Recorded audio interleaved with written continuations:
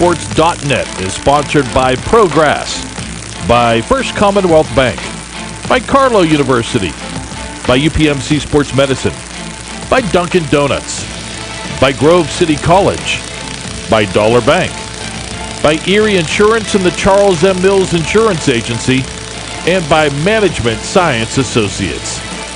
Now let's head out to North Allegheny High School and join Lanny, Frattare, and Bob Orkwis for all the action.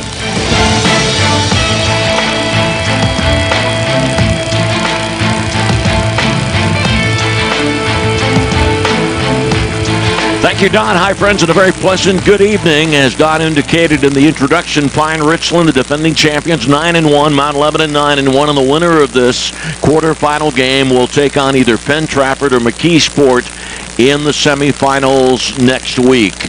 Welcome to our broadcast. We'll try to set the offense for you of Pine-Richland because we understand from Bill Heinkamp, the referee, that Mount Lebanon has won the toss and has deferred. Mount Lebanon will kick off to Pine-Richland as we start the ball game. Bob, what do you got for us? Well, two offenses that are very similar. Spread offenses on both sides of the football, and two teams that waste no time getting to the line of scrimmage in the no huddle.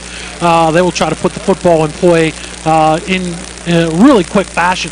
A great number for Pine-Richland, several actually offensively. They finished tied for third, or tied for first and third as far as points when it all even out in the Northern 8 Conference. 462 points, so 46.2 points a game for Pine-Richland, which is third in the classification, 7th overall in the WPIAL. But the outstanding number is the Rams average over 500 yards of offense per game, 506.9 yards of offense per game. For Mount Lebanon, 350 points, so 35 points a game, 336.7 yards of offense. The straws that stir the drink either way, we talked about them in our pregame hit on the network pregame show. Eddie Jenkins, the senior quarterback, 1,726 yards. He averages over 20 yards of completion, 18 touchdowns, 5 interceptions, completion percentage of 59%. He's also run for 8 touchdowns. But Phil Jerkovic is writing history as a sophomore here at Pine-Richland. Only the third quarterback in WPIAL history, playoffs included, to throw for over 2,000 yards and run for over 1,000, and he was only the third quarterback in the regular season to go over 1,000 yards rushing, over 1,000 yards passing, 2,266 yards throwing the football in the season with 17 touchdowns. Jerkovic has also run for 1,088 yards and 10 more touchdowns. He averages 9.6 yards per carry. It is a cold night and a windy night, the wind coming out of the west. By the way, speaking of that, Pine-Richland wanted to bring, well, Pine-Richland did bring a couple of propane tanks to North Allegheny, but they were told, Pine-Richland was told that it could not use them tonight, concerned about the field conditions evidently. While we're talking about North Allegheny, Pine-Richland played here twice last year, and I suspect that if Bob Orkwis and I were to put together, and this is our 6th year together, if we were to put together the top 10 football games that we've witnessed over 6 years, on that list would be the regular season game a year ago, September 5th of 2014, when Pine-Richland won in overtime over North Allegheny 28-24. I can remember it like it was yesterday, even though it was week 2 in the regular season, to the end zone to our left. I think that was really a statement win for the Rams last year, which led them to the WPIAL championship because they just got all kind of confidence and momentum and led them to as the runners up in the states. As it stands now, with the loss to Central Catholic earlier in the season, the Rams have won 22 of 23 against WPIAL teams, trying to get a victory here over Mount Lebanon. They haven't played for a few seasons, and they haven't met in the playoffs for a while. Last week for Mount Lebanon, for Mike Melnick, who's in his 4th year, the Blue Devils in the 42-28 win over 11th-ranked Plum picked up their first playoff win since 2012, so they're trying to build the program back up. They haven't been to the semifinals, by the way, since 2005. They hope to take that step here tonight in upsetting Pine-Richland. And let me go back to the comment I made about the fact that Pine-Richland played twice here last year, the regular season overtime win over North Allegheny, and then the semifinal victory for Pine-Richland over McKeesport here at North Allegheny. We were also here for that game. We were indeed, and remember that Eric Kasparovich, who's the head coach of Pine-Richland, was the head coach, or excuse me, was the quarterback for the North Hills team, and of course there's great rivalry between North Hills and North Allegheny. I thought you were going to go with a University of Pittsburgh theme on that, because I'm going to go 6 degrees of separation. It's actually more like 2 degrees of separation at the University of Pittsburgh, because Mike Melnick, who graduated from the University of Michigan, formerly was the head coach of the Manheim Township Blue Streaks, in which he coached Pitt quarterback Pat Bostic, who gets into the fraternity with Eric Kasparovich, who was a Pitt quarterback for 2 weeks by his own account. That 93 team, quarterbacked by Eric Kasparovich, that went on to win and defeated Central Bucks West. As I was waiting for the team buses to arrive, Mount Lebanon arrived first, coming the furthest distance, and Mike Melnick got off the bus. He is sporting a playoff beard. And then when Pine-Richland arrived, Eric Kasparovich got off the bus, and alongside was his middle child. Eric Kasparovich and his wife Jennifer have 3 children. Their middle child, Eric, was side by side with Dad Eric. We'll be back for the start of the ball game in just a moment. Pine-Richland against Mount Lebanon on the MSA Sports Network. The history books are filled with the names of great athletes and great teams from Western Pennsylvania. They share stories of great victories and stunning defeats, but they all have one thing in common. They know the championship season is the time to be first. First Commonwealth Bank, proud sponsor of the WPIAL and the best high school athletes in Western Pennsylvania. First Commonwealth, time to be first. When looking to replace your athletic field, choose ProGrass, first in turf. ProGrass has installed over 500 fields in the U.S. Getting the best artificial turf for your field depends on both the product and the partner you choose. That's why architects, athletic directors, and players choose the ProGrass Performance System. ProGrass maintains an active presence in the synthetic turf industry as members of the Sports Turf Management Association and the American Sports Builder Association, and is proud to be recognized as the FIFA preferred manufacturer. Call ProGrass today, 866-270-6003, or visit them on the web at www.progressturf.com. ProGrass, first in turf. UPMC Sports Medicine is the region's largest and most experienced center dedicated to caring for athletes of all levels. And as we celebrate more than 25 years of world-class care, we're proud to offer more services, have more physicians, and treat more student athletes than any other sports medicine provider in the region.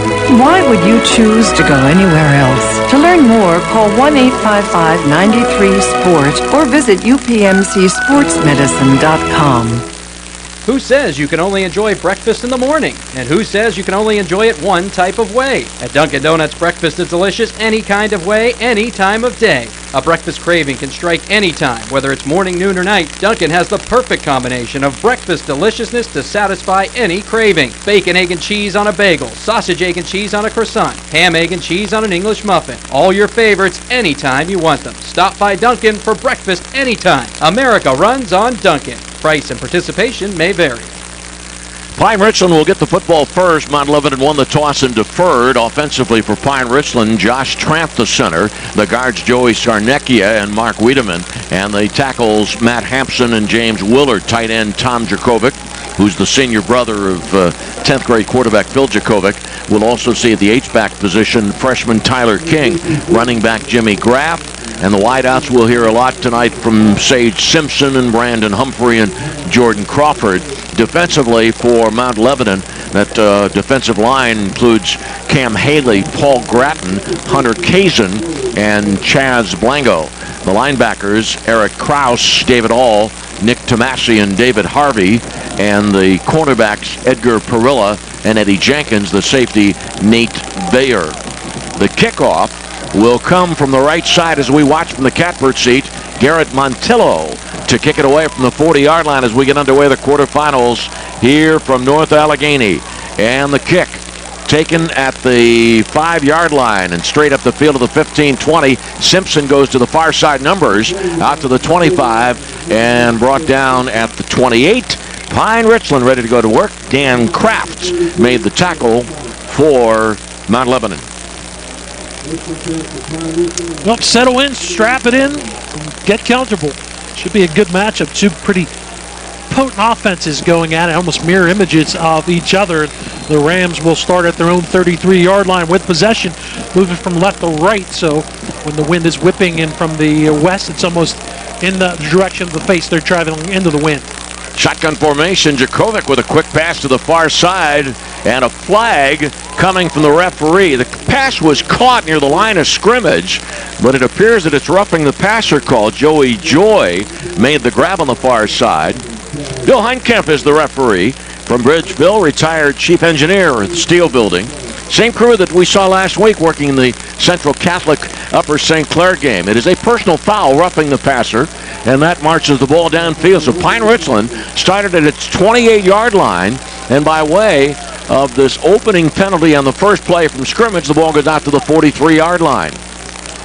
Good hit by Jenkins. The gain was 0 right at the line of scrimmage in this man-to-man setup on the defense, but the roughing the passer gave the Rams the first down. Screen pass to Graff from Djokovic, and Graff on the far side and near the sideline.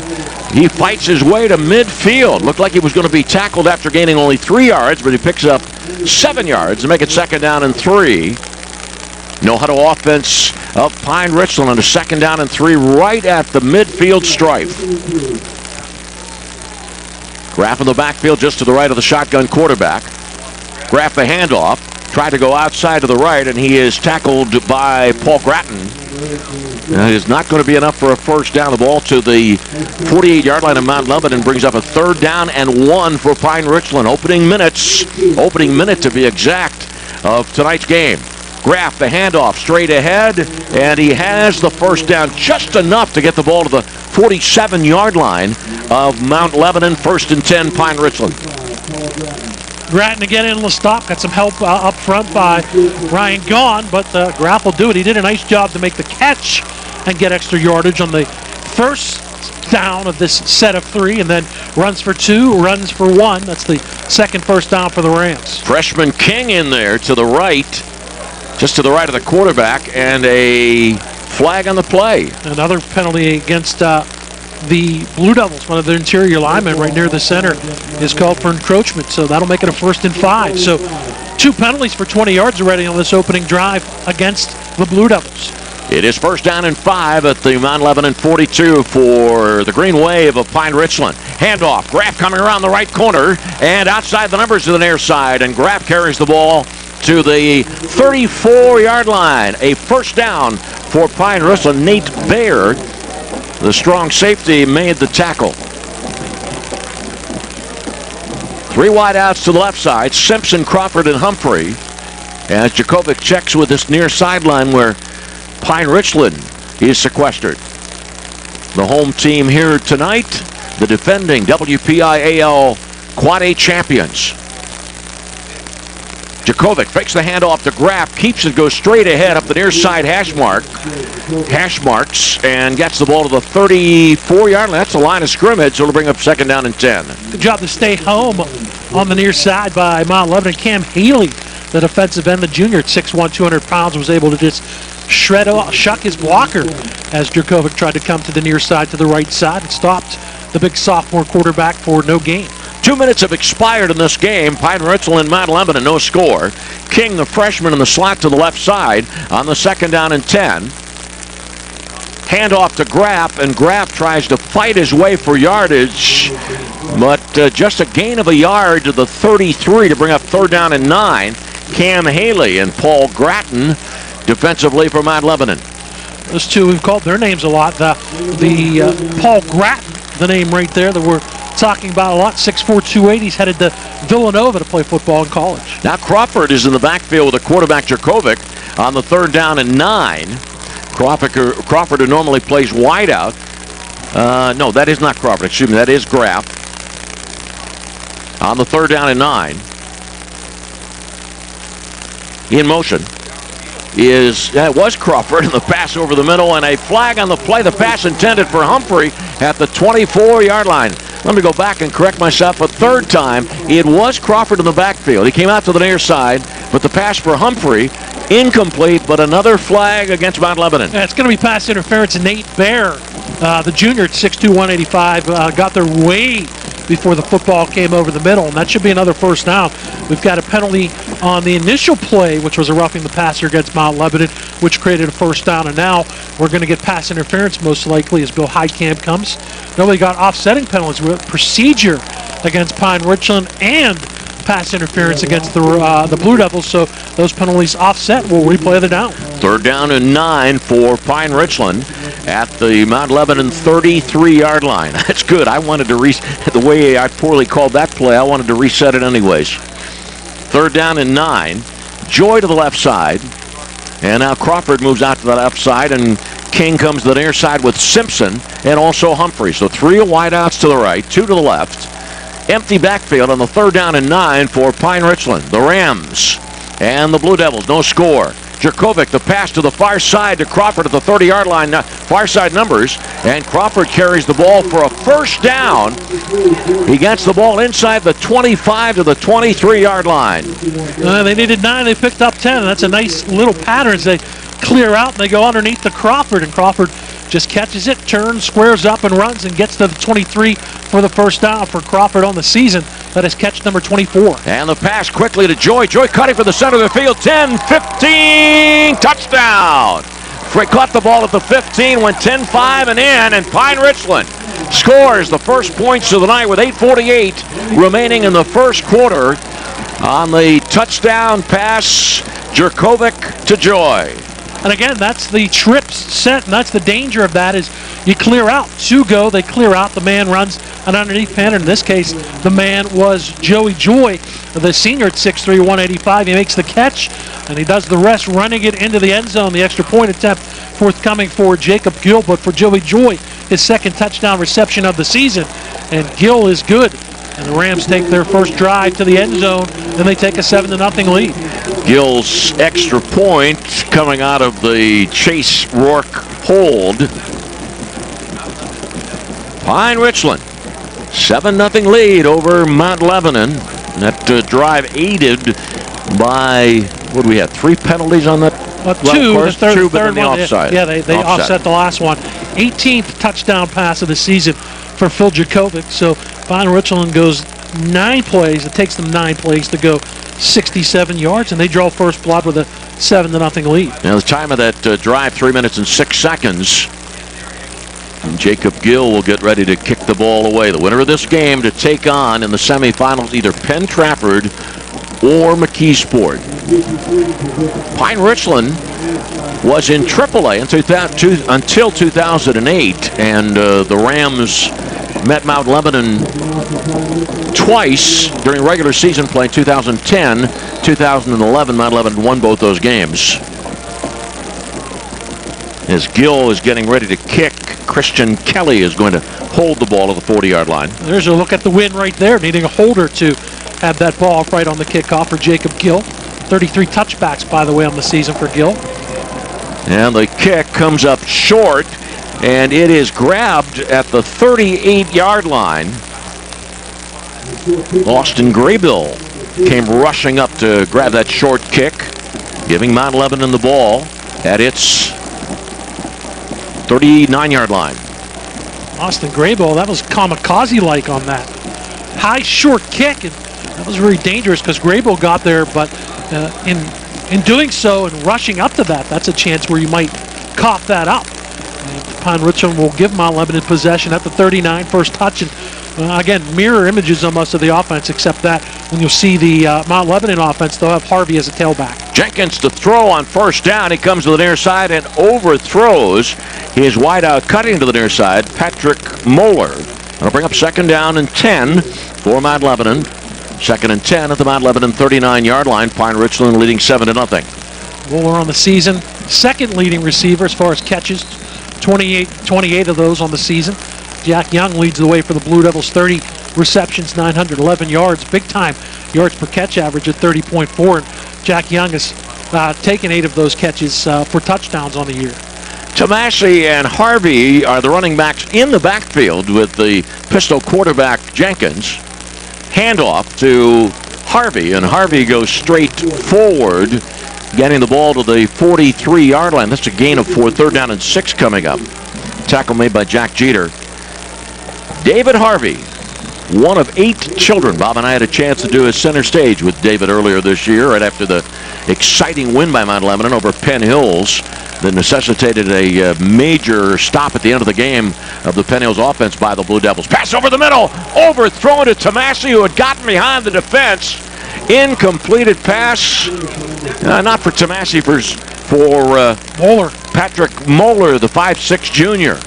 Where was the safety? Moeller catches that. He could run all the way to Pine-Richland if he wanted to. There was no defenders at all around. It is that way. The pass headed towards the northern end of the field here at North Allegheny. So it is 4th down and 6. Ball at the 43-yard line of Mount Lebanon. The Mount Lebanon Montilla to punt. Montilla, the punt from the 35-yard line, taken at the 15 by Douglas. Douglas cuts up the middle and then is brought down suddenly by David Harvey at the 25-yard line. So here's Pine-Richland, second drive, leading 7-0 over Mount Lebanon. We have 8:01 remaining in the first quarter. Montilla, by the way, on the season averages 38 yards per punt. So 25 first possession for the Rams, started at their 33. Mentioned a 9-play drive to take the 7-0 lead, and they'll come out of the off the sideline with that play in mind. Sometimes they'll snap it right away. Other times they'll fake like they're going to snap it, and then they'll relay the play along down the line. Simpson in motion from left to right, but the play comes back to the right side, and up the middle is Graff, and Graff able to come off right tackle and carry the ball to the 39-yard line for a first down and a gain of 14. On the tackle, Nate Bayer coming up from a defensive back position. 1st and 10, Pine-Richland leads 7-0. Wideouts to the left side include the freshman King. He's in the slot to the left side. Handoff, and Graff started right now, cuts it back up the middle, and he has more running room. Gets the ball into Mount Lebanon territory. Got the ball to the 49-yard line. He was tackled on the play by David Abedanza. Opposing number 8s involved there. Similar plays, too. Mirror images. Graff coming to the right. Nice cutback on the first play for the gain of 14, and now a nice cutback on this play. Mount Lebanon is going to take a timeout with 7:35 to go, trying to make some adjustments early as Pine-Richland has moved to the 49-yard line of Mount Lebanon. 7-0 Pine-Richland leads. Our coverage brought to you by Progress First in Turf. Bill Heinkamp, the referee. Jim Connolly, who works for Pepsi and lives in the North Hills, is the umpire. The side judge, Jerry Lavelle, from Penn Trafford. David Paparello, the head linesman, and lives in Whitehall, a retired guidance counselor, worked in the Brentwood School District. Dan Carr, who for many years was a college official, is the field judge. Brian Long, the line judge. By the way, next week they will create quote-unquote all-star official teams, though Bill Heinkamp was quick to point out to me tonight he thinks his crew is an all-star crew. I like that by way of awarding some of the better officials, but there's something to be said for continuity and chemistry amongst your crew. So you could look at that either way. But if you're good, you're good, right? Indeed. 1st and 10 at the Mount Lebanon 49 for Pine-Richland. Jakovic, the quarterback. Handoff. No, Jakovic faked the handoff to Crawford. Carried it straight forward in that big 6'4" frame.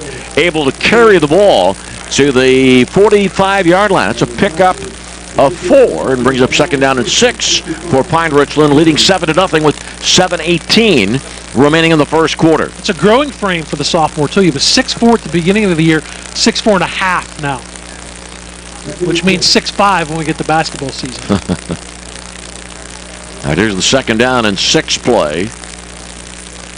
Jakovic looks to his left side, firing now down the left side of the field towards the far numbers, and the incompleted pass. And I'll bring up a 3rd down play. That pass intended for the freshman King. 3rd down and 6 for Pine-Richland at the Mount Lebanon 45-yard line. Good coverage, double coverage by David Harvey and Nate Baer. Good patience, though, by Jakovic. Stood there and waited for King to break down the far side on that seam route, but just overthrew his freshman wide receiver down the left side. Simpson in motion. making the handoff. Jurkovic going forward, but he'll only pick up a couple of yards and bring up a 4th down for Pine-Richland. Defensively, Hunter Kazin. That moves the ball to the 42-yard line of Mount Lebanon. It is 4th down and 4. 6:30 remaining. Offense sets up. Jurkovic has Graff in the backfield with him. Also, just off of that H-back position, Tom Jurkovic. In motion, Simpson from right to left. Simpson gets the handoff. Spins around the far side, outside the numbers. 1st down. Carrying the ball to the far sideline and to the 35-yard line. Pine-Richland, 1st and 10 at the Mount Lebanon 35, leading 7-0 with 6:15 remaining in the first quarter. They go with a jet sweep, and you're expecting Graff, maybe Jurkovic to run it or even pull it out and throw it, but they get it to Simpson, who just gets his 8th carry of the season, but works on the jet sweep to the left for the 1st down. Handoff to Graff, but Graff is grabbed in the backfield for a loss on the play. It was Grattan. He blew that play up before Graff could get to the left edge. That's a loss of 2. Nice job by the Villanova recruit, Paul Grattan. 2nd down and 12 at the Mount Lebanon 37-yard line. 3 wide outs right, 2 to the left. Open side of the field is this near side, the right side. Jurkovic rolling to the near side. Rolling to his right, firing downfield, and he's got his man all alone, and it is a touchdown. They pass for Matt Zoller, and Pine-Richland's in front 13-0 with 5:33 remaining in the first quarter. But the 9th catch of the year for Matt Zoller, his 2nd touchdown, and a good job to buy time. Roll to the right by Phil Jurkovic to the near sideline, and Zoller just wide open. He just had to wait for that football to come down, and he did. He was able to catch it, turn around, race into the end zone. 2 possessions, 2 scores for the Rams. Once again, Rourke, the holder. The Gill kick is good. And we have 5:33 remaining in the first quarter. Pine-Richland 14, Mount Lebanon nothing. These 2 teams came into play tonight with 9-1 records. The lone loss for Pine-Richland coming in Week 8 to Central Catholic, and Mount Lebanon's only loss was Week 8 at the hands of Woodland Hills. Mount Lebanon beat Plum in the first round of the playoffs. Pine-Richland beat Penn Hills. For this game, the broadcast rights to this game are the sole and exclusive property of the WPIAL and the MSA Sports Network, and a broadcast of this game is intended exclusively for the benefit of the listening audience. Any use, rebroadcast, or distribution of this broadcast without the express written consent of the WPIAL and the MSA Sports Network is strictly prohibited. 2 scores in 3 minutes and 15 seconds of game time for the Rams. An 8-play, 75-yard drive capped off by the Matt Zoller touchdown reception from Phil Jurkovic. Now 19 touchdowns and counting on the season for Jurkovic, and a quick 2-touchdown lead for the Rams just over halfway through this first quarter. The winner of this game will meet either Penn Trafford or McKeesport in the semifinals. Don't forget, Don Rebel has all the scores coming up for you when we get wrapped up here at North Allegheny. Here's a short kick again. This time it's Tomasi who calls for a fair catch between the near side hash marks and the near side numbers at the 39-yard line. Mount Lebanon's 2nd drive of the night. 5:32 remaining in the first quarter. 29-yard line it is for Mount Lebanon. Coming up at halftime, by the way, MSA Sports halftime show this week, Don Rebel, Mike White of the Pittsburgh Post-Gazette. They will go over the latest in WPIAL football recruiting. I'm sure Phil Jurkovic's name, with offers coming in probably as we speak, will be mentioned during our halftime show this evening. Both Harvey and Tomasi in the backfield with the quarterback Jenkins on the 1st and 10 from the Mount Lebanon 29-yard line. The blitz was on, and the handoff to Harvey, who tried to slice to his right off right guard, and picks up a couple of yards on the play to bring up 2nd down and 8. It was Meckler who came in, Jesse Meckler from the outside linebacker slot. The blitz did a good job because it kind of picked off the blocker on the near side, and then Meckler on the near side, the right side, was kind of able to loop around that to hold Harvey to a 2-yard gain. Here comes Meckler again on the blitz. Jenkins tries to get away from the rush and is brought down for a loss defensively for Pine-Richland. It was King, Tyler King.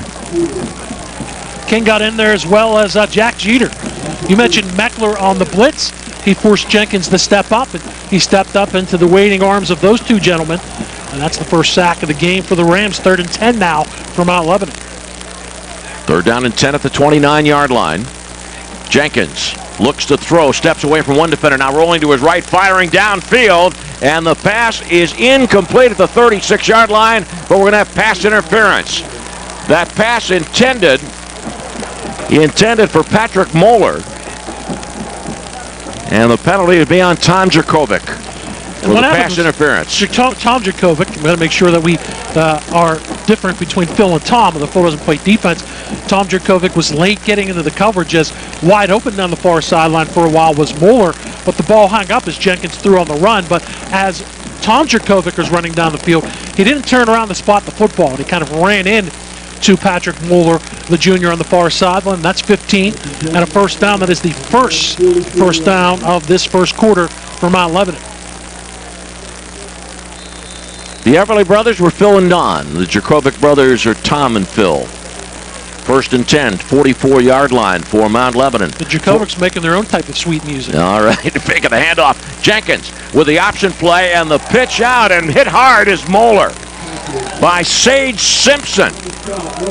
Simpson coming up from his defensive halfback position, and a loss, slight loss on the play. We'll call it 3rd down, or 2nd down and 10 at the 44-yard line of Mount Lebanon. That's just a good read by Simpson, the cornerback, to come up, read the pitch, and beautiful tackle on that far sideline.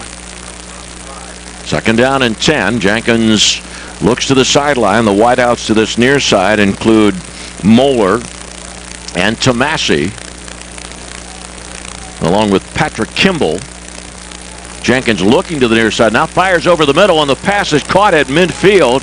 And right after the catch was made by Harvey coming over the middle of the field, he was hit and brought down by Jimmy Graff. Now the ball's at the 49-yard line of Pine-Richland. 3rd down and 3. 3rd and 3, Mount Lebanon going quickly. 3:23 remaining in the first quarter. Pine-Richland 14, Mount Lebanon nothing. Harvey to the right side along with Young. Off to this left side, Kimball, Tomasi, and Moeller. 3rd and 3, empty backfield. Jenkins looks right, now comes back left, fires over the middle, and it is caught. A first down, the pass to Patrick Moeller at the 39-yard line. Mount Lebanon 1st and 10 at Pine-Richland's 39-yard line. That's just a good quick hitter. The pressure got to Jenkins earlier on this drive, but in the shotgun, looked to the left, waited for Moeller on that little slant route on the near hash, and threw it in between the defenders. Hand off to Harvey, and Harvey puts his head down and fires forward to the 36-yard line before running into Jack Jeter. So that is a gain of 3, 2nd down and 7. Pine-Richland 14, Mount Lebanon nothing. Phil Jerkovic, 2 touchdown passes. 1 to Joy, 1 to Zoller. Bad snap ball on the turf. Jenkins picks it up, now fires for Kimball. Kimball makes the grab right in front of Jordan Crawford at the 31-yard line. Substantial gain. Ball to the 31. It's going to be 3rd down and 2. 5-yard pickup, and a good job. You think Eddie Jenkins' baseball skills came in handy on that poor snap? Able to pick up the ground ball and smoothly turn and throw for a 5-yard pickup. And keeping it is Jenkins. He faked the handoff to Eric Kraus. And Jenkins near the first down marker. Got inside the 30-yard line before being stopped by Matt Hampson. So Zach Lemerond on that stop. Jenkins, I thought, did some extra effort. He picked up a yard they're going to give him, which is going to make it 4th and 1. And that spot on the far side is definitely off because they're going to call for a measurement, which is close. Jenkins was actually hit at the 30-yard line and did a good job to spin out of that. It looks to me like it's going to be about, maybe a half a yard short. Pine-Richland on top, 14-0. We're at North Allegheny, the state soccer quarterfinals. 3 matches here tomorrow. And Bob Orkwis was right on. He said a half a yard, that's what it is. So it is 4th down and a half yard at the 29-yard line of Pine-Richland for Mount Lebanon. 1:48 remaining in the first quarter. Pine-Richland 14, Mount Lebanon nothing. definitely going to go for it in this part of the field. And the question is, who do you call? Whose number do you call? It doesn't look like Harvey's out there. We've got Kraus is there. Yeah, the big man in the backfield, but I think I call number 12. We also got Tommy Graham is in there. Graham as an H-back to the right. Graham leading the way. Here is Kraus behind the blocking of Graham and the offensive line. 1st and 10, Mount Lebanon. Just enough to move the chains. Didn't need much, but they didn't get much. But fortunately, they didn't need it. We're going to give Kraus a pickup of a yard. He was kind of hit, and then he spun forward. The ball previously was on the backside of the hash mark at the 29. Now it's over that hash mark, and that's a first down for the Blue Devils. 1:35 remaining in the first quarter. Pine-Richland 14 and Mount Lebanon nothing. Jenkins fakes a handoff. Now fires over the middle, and the pass is incomplete, almost picked off. The pass was intended for Moeller and was almost intercepted by Sage Simpson at the Pine-Richland 12-yard line. Simpson made the great read and the great break to step right in front of Moeller on that post pattern down the middle of the field, and very nearly came up with the INTs. You mentioned it, but a good job to pass defend anyway by the senior Simpson. It's 2nd and 10 for Mount Lebanon. At the 29-yard line of Pine-Richland. Perilla in the backfield is the running back. Here's the pitch, and the ball is on the ground again, and the fumble recovery. Meckler's there for Pine-Richland. Mount Lebanon player fighting for it, and it is Pine-Richland's ball as Patrick Moeller was down on the field, hit hard. He was hit hard by Lemeron. Lemeron, I thought, was almost able to get there at the same time the pitch was. I thought that Lemeron was going to take the pitch and run the other way, but he smashed Moeller. He fumbles the football, rolls on the ground, picked up at the 42 in the recovery by Jesse Meckler. That's the first turnover of the game, and it benefits the Pine-Richland Rams. Pine-Richland has the ball at its 42-yard line, leading 14-0. The defending Quad A champions from Pine-Richland, who have been in Quad A only since 2008. Joy flanked out to the left side, along with Tyler King. Ball on the near side hash mark of the 42. Jerkovic look right, now rolling left, and he's going to fire down the center of the field for Joy, and the pass is incomplete on the coverage. Eddie Jenkins. Just kind of a jump ball situation right there. Good job to reset and roll out, and that's kind of where you break off the pattern, and Joy did a good job because as he saw Jerkovic roll out against the pressure and roll to his left, he just took off down the field. Give credit to Jenkins to stay with him stride for stride, and that pass is incomplete. 2nd down and 10 at the Pine-Richland 42-yard line. Graff in the backfield with quarterback Jerkovic. King to the left along with Joy, and now Simpson comes to the right side. Ball on the near side hash mark of the 42 once again. 2nd down and 10. Handoff. Graff coming this way. Cuts the ball and carries the ball to the 47-yard line. That's a pickup of 5. Stopped by Eric Kraus. 3rd down and 5 for Pine-Richland. Graff pretty effective at that cutback 3 times in this contest. We've seen him come to the right and then cut it back against the grain. Each time he's picked up good yardage, 14, 12, and now 5. Once again, Crawford is the running back. 3rd down and 5. Graff is out. Option play, far side, cutting outside, and getting the first down is Crawford to the 40, 30, 25, 20, cuts it back towards the center of the field. 15, 10, 5. Touchdown, Pine-Richland.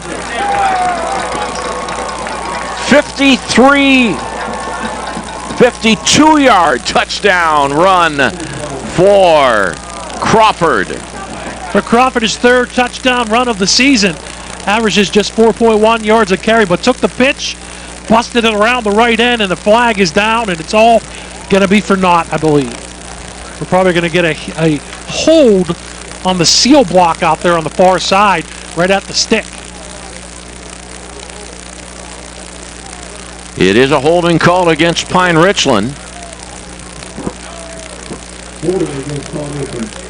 Now the ball was at the 48 of Pine-Richland. Now back to the Pine-Richland 43. So take the 52-yard touchdown, exciting as it was, off the board. Give Crawford a run of 4, and then the spot foul brings the ball back into Pine-Richland territory at the 43. 3rd down and 9, 14-0 Pine-Richland leads. 28 seconds remaining in Chapter 1. 3rd and 9. Jerkovic fakes a handoff, cuts up the middle. He's got a lot of running room. 45, 40, 30, 20. Cuts back to the right side. 15, 10, 5. Touchdown. 10th grader Phil Jerkovic. The touchdown run. It started at the 43 of Pine-Richland, ends up in the end zone, a 57-yarder, right after a 52-yard touchdown run was negated. Does the word undaunted mean anything? They shrug off the holding penalty. They faked to the pitch to the left, which drew in one of the defenders from Mount Lebanon. Huge hole up the middle. It was just a foot race, and then Jerkovic did a nice job to cut to his right inside the 10. Jacob Gill is now 3 for 3 in PATs, and a great first quarter. With still 16 seconds remaining, the Rams have a 21-0 lead over the Blue Devils. By the way, for Phil Jerkovic, touchdown run number 11 on the season.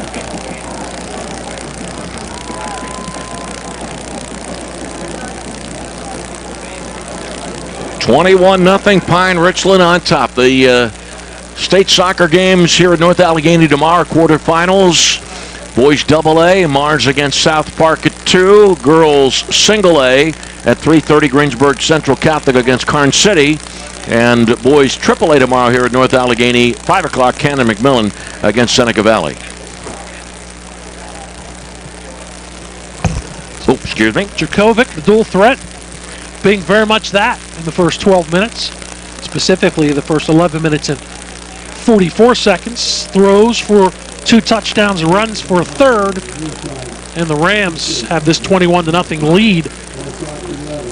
Third kickoff for Jacob Gill in this first quarter.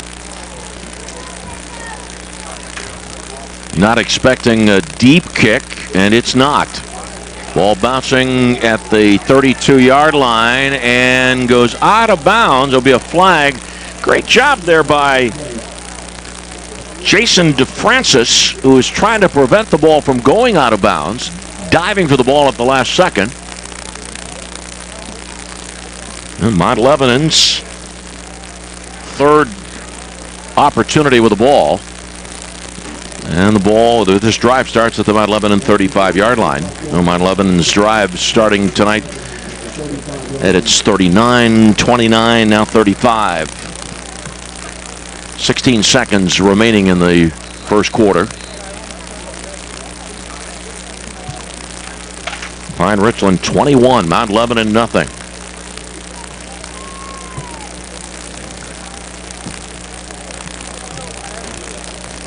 Emmanuel Komalafi is now in the backfield with Jenkins, right behind the pistoled quarterback. Fake of the handoff. Jenkins in trouble back at his own 24-yard line and is thrown down unceremoniously. Sack on the on the play by Ryan Dorn, the defensive end, and that it will end the first quarter on the loss of 6 on the sack. Second of the first quarter by Pine-Richland. At the end of 1, Pine-Richland 21, Mount Lebanon nothing. This is the MSA Sports Network. Life is about having the confidence to know you can do anything, right? I get that at Carlo. I graduated with top awards, but beyond the classroom, Carlo helped me learn a lot about myself. Carlo brings out the best in you. I know I'm going to be a fantastic nurse. I know whatever I come across, I'll be prepared. I can't think of a better place to start the rest of my life, because at Carlo, I know I matter. I matter. I matter. Enroll at Carlo University. Visit carlo.edu. MSA sports broadcasts are now available on both Android and iOS devices. Just navigate to the game of your choice, and on your mobile device, press the arrow or play button. It's that easy. No app needed. No matter where you are, MSA sports content is available at your fingertips via your iPad, Android phone, iPod, and iPhone. Anytime, anywhere, always there. The MSA Sports Network. Attention high school seniors, As one of America's top colleges, you'll want to visit Grove City College for Senior Crimson Day on Saturday, November 14th. Explore more than 50 majors and learn more about the value of a Grove City College education. Did you know it's the lowest cost of any private four-year college in Pennsylvania? Register for Senior Crimson Day on Saturday, November 14th at gcc.edu or call 724-458-2100. Grove City College, because faith and learning matter. Start of the second quarter, second down and 21 for Mount Lebanon, and a quarterback draw by Eddie Jenkins. Jenkins cuts it to the far side and goes out of bounds at the 30-yard line at the Mount Lebanon 30. It is third down and 15. Mount Lebanon trailing 21-0 and has the ball right here at the start of the second quarter. Tomasi, Moeller, and Young to the right side, which is the open side of the field here at North Allegheny. Neutral site for this quarterfinal matchup. Jenkins to throw, going down the far side, heaves it to the 40-yard line, and it's intercepted by Joy. Joey Joy cutting it back to the center of the field. Now to the midfield stripe, 40, 35. It is Humphrey with the ball. Humphrey the interception. Brandon Humphrey carries the ball to the Mount Lebanon 22-yard line. It is the second turnover of the night given up by Mount Lebanon. Just throwing it up there on the far side and trying to make the tackle. I believe the Mount Lebanon player, the receiver, tried to make the tackle, was injured, but that was just a 50-50 ball thrown up down the far side. And on the season, 6th interception thrown by the quarterback, Eddie Jenkins. And on the year, Brandon Humphrey picks up his 3rd interception of the season. I think that was the intended wide receiver who got injured trying to make the tackle, but the nice PIT or the INT in the return the other way gives Pine-Richland great field position at the Mount Lebanon 24. Can't identify the player who was down for the Blue Devils. Mount Lebanon trailing 21-0. One of the more impressive wins of the year for the Blue Devils came week 6 against Bethel Park. In that game, Mount Lebanon trailed 20-7 at halftime.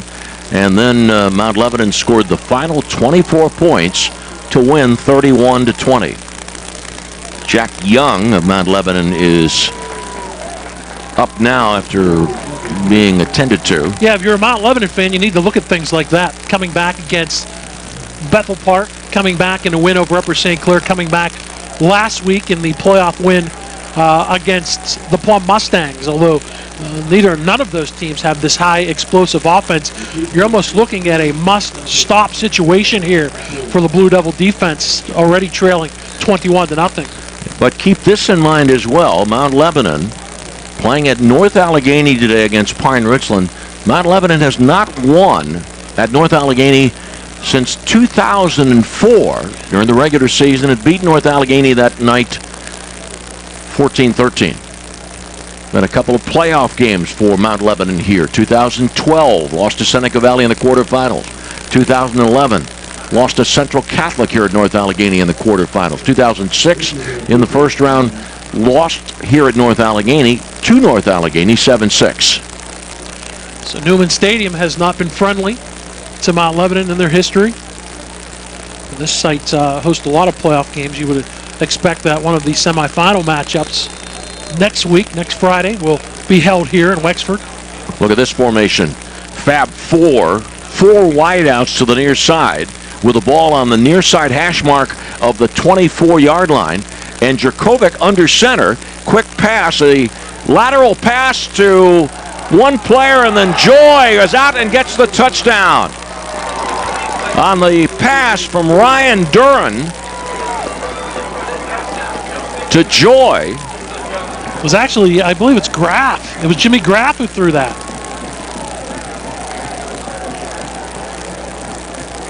I see 8 who threw that pass. So Pine-Richland leads 27-0. And the extra point by Gill. Gill drills at home. 11:29 remaining in the second quarter. Second touchdown reception of the game for Joey Joy on the flea flicker. A little trickeration by the Pine-Richland Rams. I want to bring this up, but maybe it's us. Last week in the opening round of the playoffs, you and I had a chance to be at Couple Stadium where Upper St. Clair took on Pittsburgh Central Catholic. In that game, the Vikings scored the first 7 times they touched the football.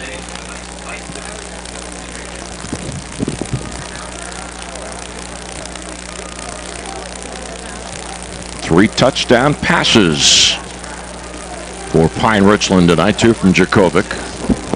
So I stand corrected. You are correct. Ryan Doran threw that touchdown pass. So a nice play. You mentioned it, the Fab Four. So that would make Doran John or Paul, depending on your thoughts on the Beatles. Doran, a backup quarterback in that slot to throw the pass, and here is a touchback as the ball was kicked well by Gill.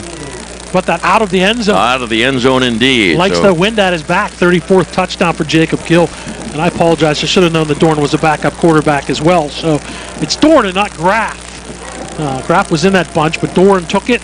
And you can see it was a backward pass because the 3 went forward. None obviously went further forward than Joey Joy, who took off towards the end zone.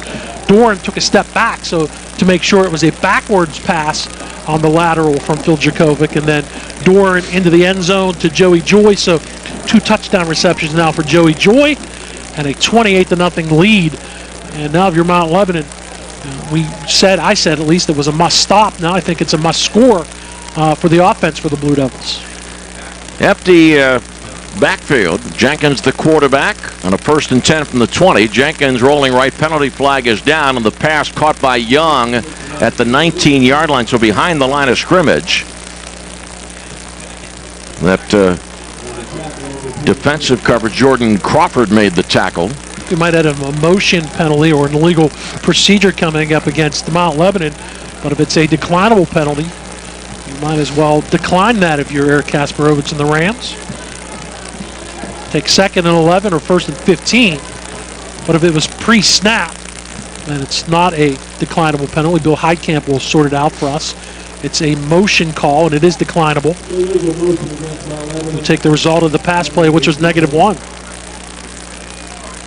Ball at the 19-yard line of Mount Lebanon, 2nd down and 11. The good thing about that is Young, who was injured on that interception, was back in for Mount Lebanon. 2nd down and 11.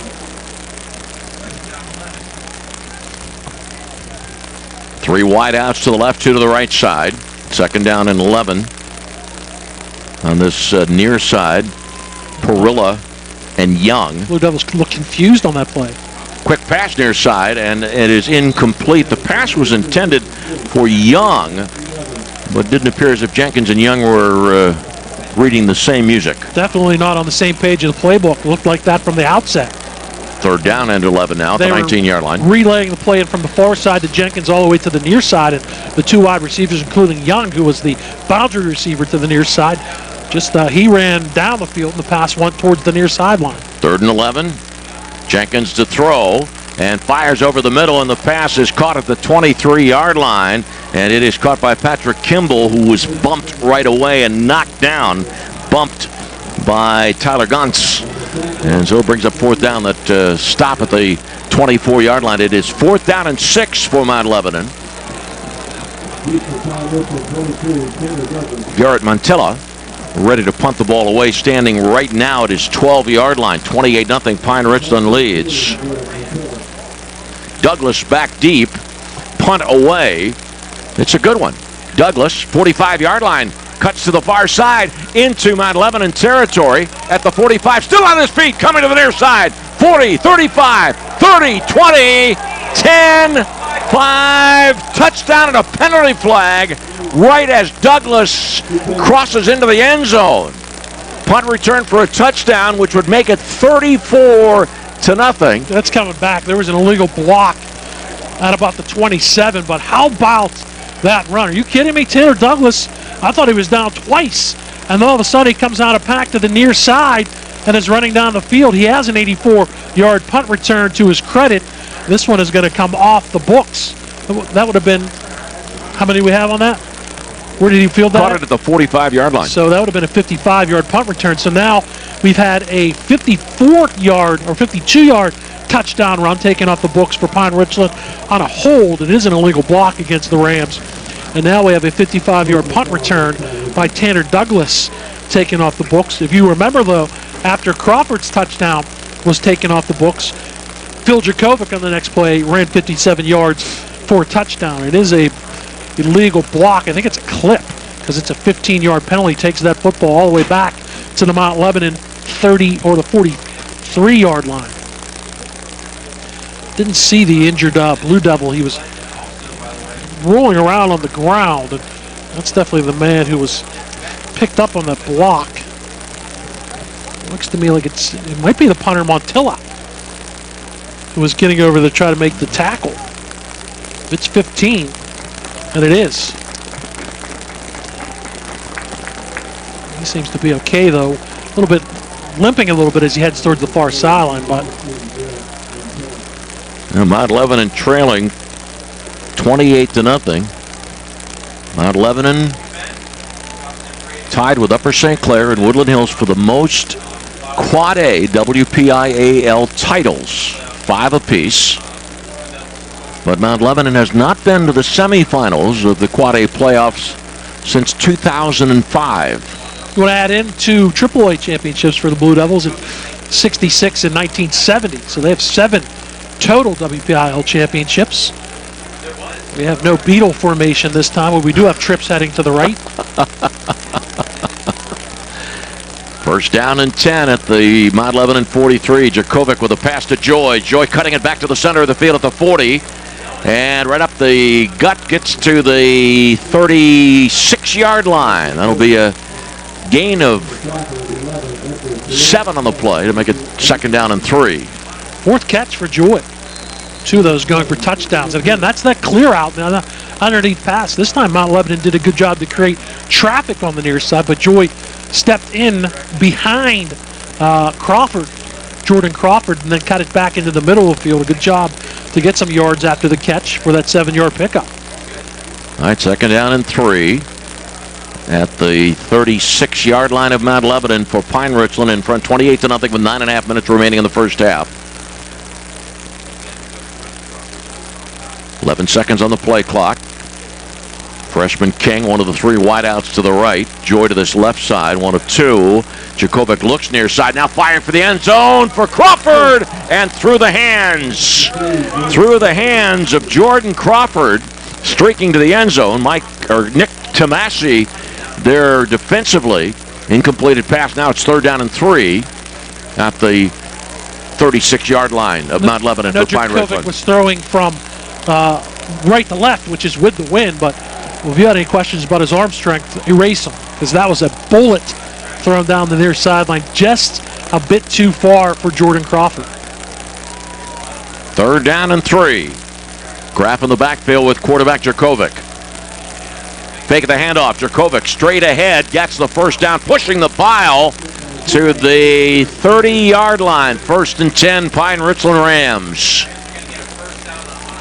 71 yards on the ground, including the 57-yard touchdown for Phil Jakovic. He's also thrown, excuse me, for 47 in this contest and a pair of touchdowns. Handoff coming from the right side of the left side, and a gain to the 32-yard line for Sage Simpson.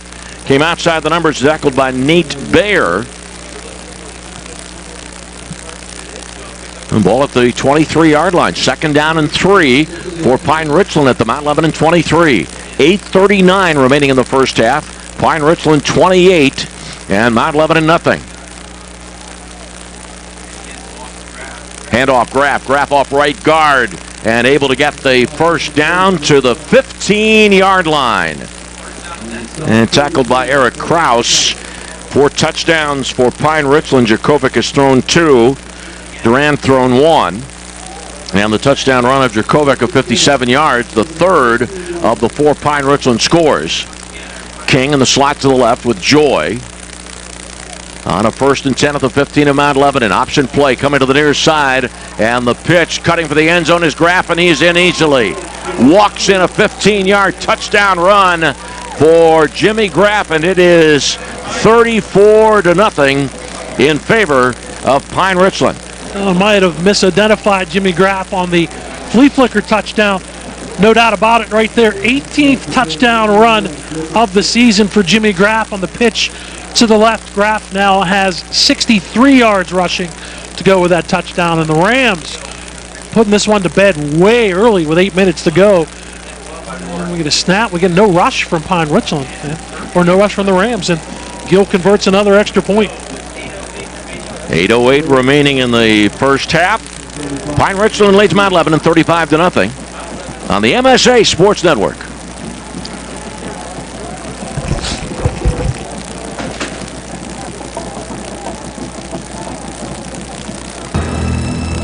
The home for the PIHL in 2015-2016 is the MSA Sports Network. Not only can you listen to audio broadcasts of high school hockey games online like in years past, but MSA Sports will be video streaming 25 games live and archived during the regular season with exclusive coverage of the 2016 Penguin Cup playoffs. Your audio and video home with the PIHL is the MSA Sports Network. Quick summary for you. Mount Lebanon's had the ball 4 times, has punted twice, and has turned the ball over twice. Pine-Richland, 5 drives, 5 touchdowns. That'll sum it up. You called them a green wave earlier. It certainly has been that tonight for the Rams. And the kick by Gill into the end zone hit the foot of Bill Heidkamp, the referee who was standing in the end zone. There we go. Mount Lebanon has it 1st and 10 at its 20-yard line.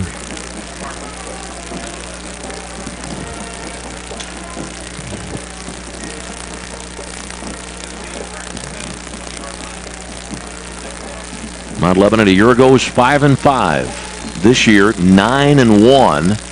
Its lone loss to Woodland Hills, and Woodland Hills the number 1 seed in Quad A. In a game they played very well against the Wolverines. 21-17. They were actually driving late in that game before Tyreek Thompson picked an interception off for Woodland Hills to seal the deal. Jenkins fakes a handoff, goes straight ahead after faking the handoff to Harvey, and Jenkins picks up 2 yards to the 22-yard line. 2nd down and 8 forthcoming. Nice job by Matt Hampson to stay at home and turn that up. Hampson, has some offers on the table from Buffalo, Kent State, other MAC colleges. He was a preseason fabulous 22 pick of the Pittsburgh Post-Gazette. 2nd down and 8 at the 22-yard line.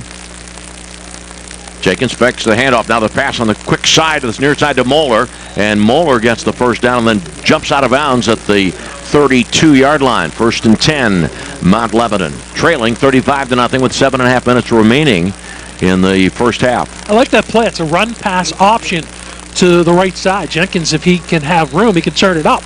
He also has that safety valve, and he just made a quick flip to the near sideline for the 10-yard pickup to Moeller. Making the handoff to Harvey. Jenkins keeps it, slanting out to the far side, gets outside the numbers, and goes out of bounds around the 40-yard line, which will be just a bit, maybe a couple of yards short of a 1st down. They put him right at the 42. That's going to be a lot closer than it initially looked. It is a 10-yard pickup. Yes, indeed it is. To the 42-yard line, 1st and 10, Mount Lebanon. So a sneaky run to the opposite side, to the left side that time for Jenkins.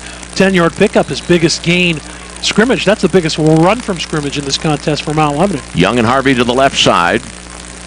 Jenkins looking to throw, and he is dropped on his backside at the 36-yard line for a loss of 6. Dropped back by Matt Hampson, the 6'4 senior. 3rd sack of the game for Pine-Richland. And again, I mentioned Hampson with some Division I offers and a good job to just collapse down the left side. Jenkins took too long.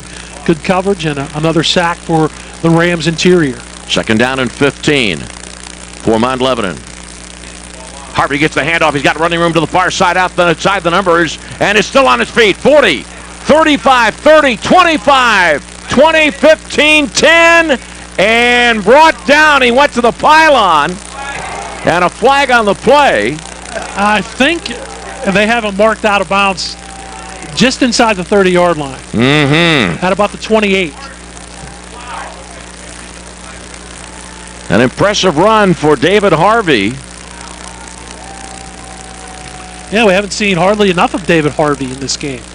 Really impressive run, even though it would have been for not struggling for that extra yardage at the end. They mark him at the 28. That would be a 35-yard pickup. Now we're going to have to sort out what the flag is, and there were some extracurriculars well after the play over there, which maybe indicates that the Rams might get a personal foul, or maybe the Blue Devils are going to get one. Looks like they're going to march it off against Mount Lebanon.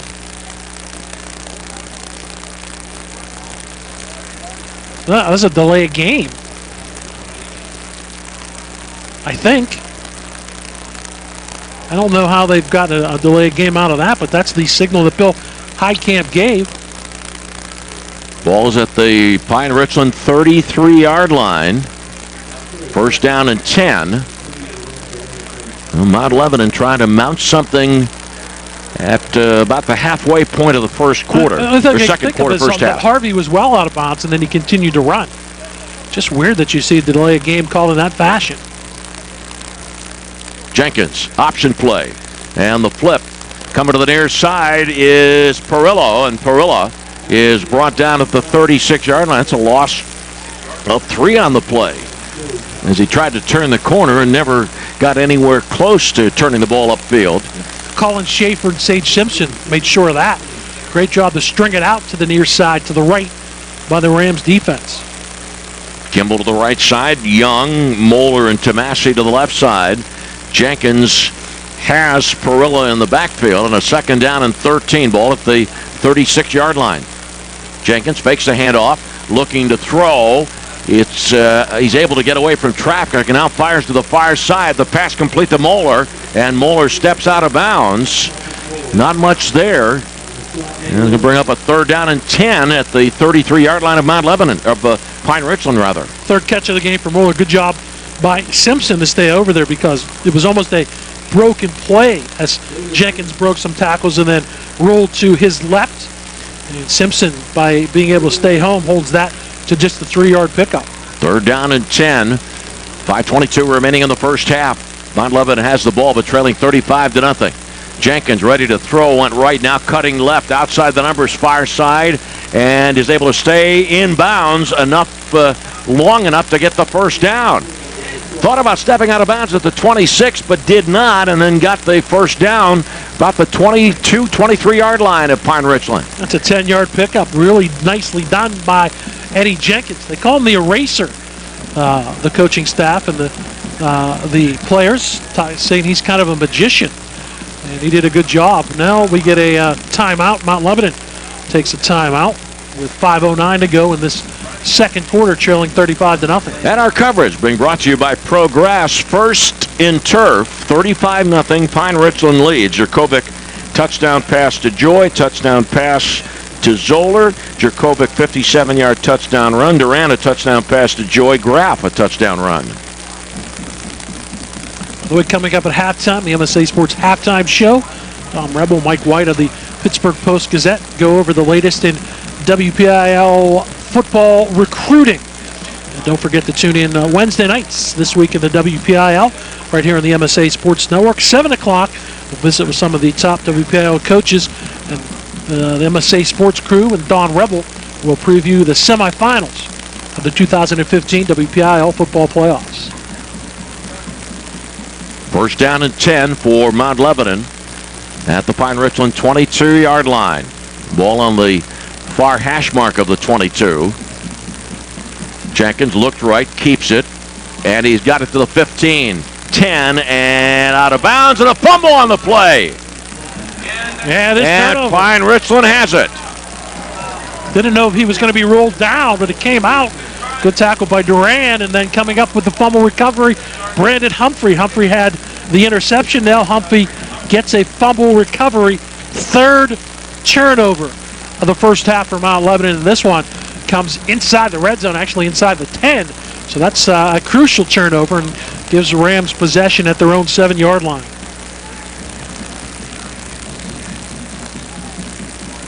Jenkins looks like he was again, doing that shiftiness and maybe cutting it back inside one more time to potentially get into the end zone.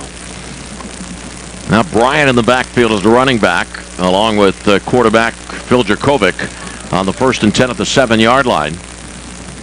And the handoff is to Bryant. And Bryant is able to pick up a couple of yards on the play out to the 10-yard line to make it 2nd down and 7. 4:50 remaining in the first half. Pine-Richland 35, Mount Lebanon nothing. Bryant has done a nice job as an understudy, kind of a backup. 12 touchdowns on the season. Over 6 yards a carry for Donald Bryant.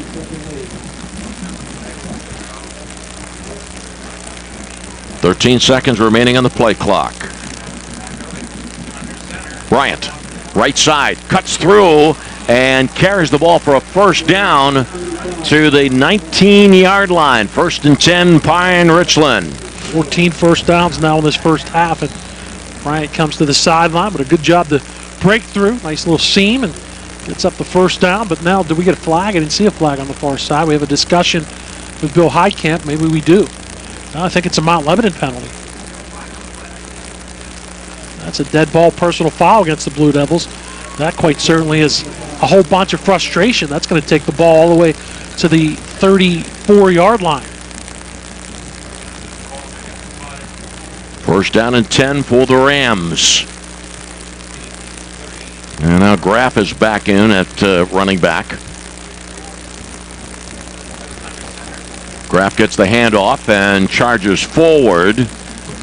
Gets to the, just past the 40-yard line. And it's going to bring up a 2nd down and 3, or maybe 2nd and 4, just past the 40, and the 1st down marker is the 44.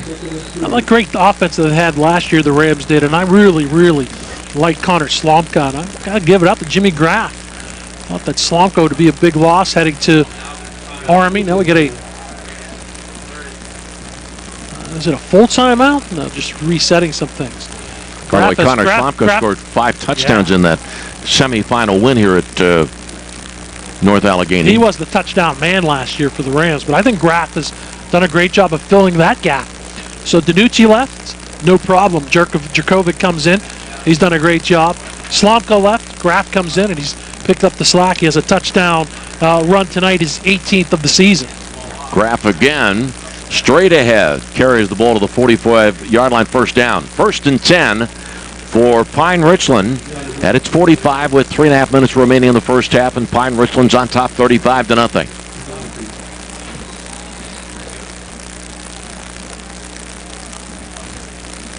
Jakovic fakes the handoff, and Jakovic comes to the near side. He's into Mount Lebanon territory. He has a 1st down, getting to the 41-yard line of Mount Lebanon. 1st and 10, Pine-Richland. Tackle made by Chaz Blanco.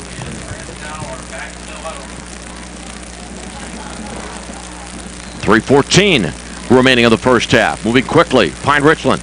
Option play to the far side. The pitch to Graff. Graff around the right corner, and between the hash marks and the far side numbers, carries the ball to the 36-yard line, 36 or 37 for a gain of 5 on the play. And to the 36, 2nd down and 5. No huddle once again for Pine-Richland. On top 35-0. Ball at the Mount Lebanon 36-yard line. Jakovic. Handoff. Straight ahead. Bryant. Bryant goes off right tackle after initially going forward and then slanted it a bit to the right and gets the 1st down as he powers his way inside the 20 to the 19-yard line. It's an 18-yard pickup and just refusing to go down. Donnie Bryant, 5'7", 175, but that's all 1-2 right there on that drive. Bryant again, and he goes behind his center and carries the ball to about the 13-yard line. That's a gain of 5. 2:17 left in the half. Graff's going to come in, and Bryant's going out. 2nd down and 5 at the 13-yard line. Pine-Richland 35, and Mount Lebanon nothing.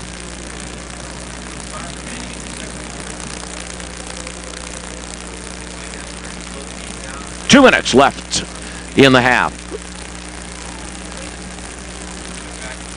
Second down and 5. Shotgun. Jerkovic. Graff the handoff. Bounces off the center. He went straight forward and then bounced off his offensive line. Tried to cut it back outside and lose a yard on the play. He'll be at the 14-yard line of Mount Lebanon for a 3rd and 6. Grattan did a nice job and a timeout by Pine-Richland. They'll have 1 remaining. We've seen Graff do great things with the cutback. That was a chance for Graff to try to bounce it out to the left side, but couldn't do it. Last year, Pine-Richland won the semifinal, Quad A semifinal game over McKeesport here at North Allegheny. And back in 2013, Pine-Richland won the Class AAA semifinal game over Blackhawk 20-17 here at North Allegheny. A little bit 3rd down play coming up. Don Rebel and the crew coming up at halftime, and then Don Rebel with all the scores and the reports coming your way from around Western Pennsylvania. It's a hot chocolate kind of night in Western Pennsylvania on this Friday the 13th. Indeed it is. Windy, blustery comes to mind. Chilly night on quarterfinal Friday. Cutting the fields in half in each of these classifications from 8 to 4. With obviously the goal being Heinz Field 2 weeks from tomorrow. Pine-Richland's Josh Trant, the center, leads the crew from the sideline to the 14-yard line for a 3rd down and 5. Simpson in motion. Gets the handoff. He was going from right to left. Is knocked in the backfield and thrown down at the 20-yard line. Excuse me, it's not Simpson. The running back was Matt Zoller, and a flag on the play.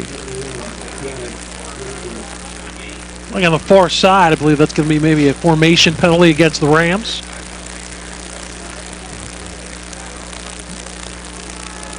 Remaining in the half, 1:32. A procedure penalty against Pine-Richland. Declined by Mount Lebanon. So it is 4th down and 10 at the 18-yard line. Keep in mind, Jacob Gill, who has been impressive with extra points, has never connected on a field goal this year for Pine-Richland, though he's tried 2, and both were blocked. It looks like that the Rams may wind this clock down and make a decision.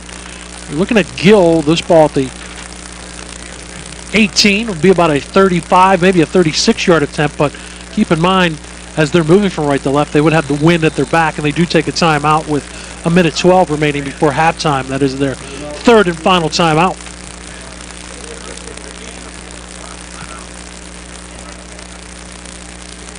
The winner of this game to play either Penn Trafford or McKeesport. On the other side of the bracket, Woodland Hills against Bethel Park tonight. North Allegheny against Central Catholic. Some updated scores as far as after we do the halftime show, but just want to take a look specifically at that McKeesport and Penn Trafford matchup, since the winner of that game gets the winner of this contest. And McKeesport in the second quarter has a 20-14 lead over the Penn Trafford Warriors. You know, Bob, this is the 3rd time we've done a Pine-Richland game. Each game I've tried to have an opportunity to look at that poster board. I got him. You have it figured out? I know there's a Dallas Cowboys logo. There's a Jurassic Park logo. Yeah, let me look back while this play takes place. I wrote it down earlier in the year. Did you? Yes, I did. Very good. 4th down play, Jerkovic to throw for the end zone, and he has the freshman touchdown. Tyler King, the touchdown recipient, and Pine-Richland leads 41-0 with 1:07 remaining in the half.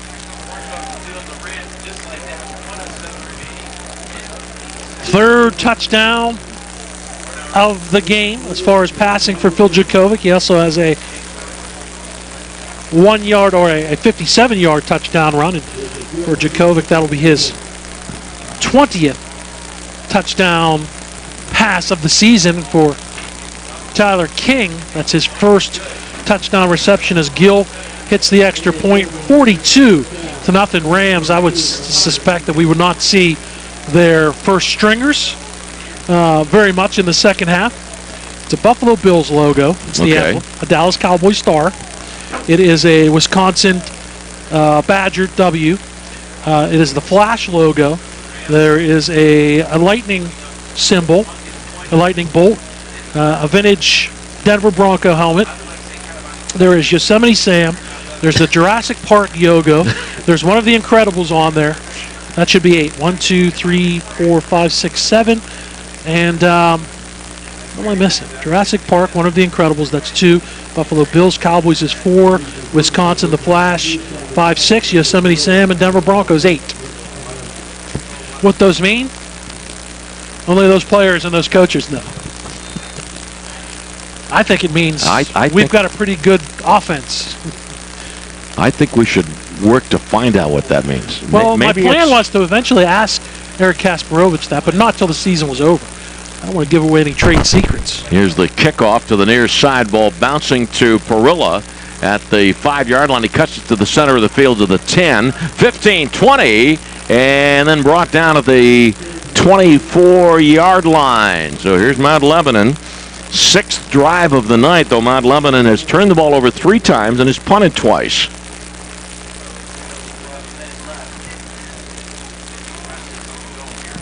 Mount Lebanon trailing 42-0. 1 minute remaining in the half.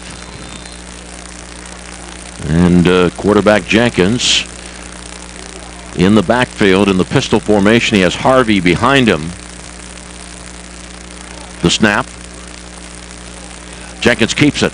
Coming out to this near side, and he is brought down at the 26-yard line for a gain of 2 on the play. Matt Hampson defensively. It's pretty impressive. Jenkins is fast and shifty. Hampson is big. Did a good job to rumble towards the near sideline to Hampson's left to make that tackle. 36 seconds remaining in the half. Mount Lebanon checking with the sideline. Quarterback Jenkins looks to his left and to the far side on a 2nd down and 8. Jenkins fakes a handoff to Harvey, going to the far side and trying to get outside, but is bounced out of bounds after a gain of just a couple of yards. And we're now down to 15 seconds remaining in the first half. It was Meckler on the chase to the far side, to the right for 2 for Jenkins, to the left sideline for 2 more, 3rd and 6. He did stop the clock with 16 seconds remaining before halftime. 42-0. Pine-Richland leads. 3rd and 6. Jenkins keeps it. Got the first down. 40. Goes to this near sideline. 45. 50. Now into Pine-Richland territory where he slipped at the 45-yard line of Pine-Richland. Slipped right near Tom Jerkovic. 27-yard pickup. 1st and 10, 6 seconds remaining in the half. 42-0. Pine-Richland leads. Blue Devils do have timeouts, 2 of them, but they're waiting for the sticks to be set. They're not going to take a timeout. Jenkins looking to throw. He's going to run. Gets to the 40-yard line. Near side, 31's out of bounds, and that's the end of the half.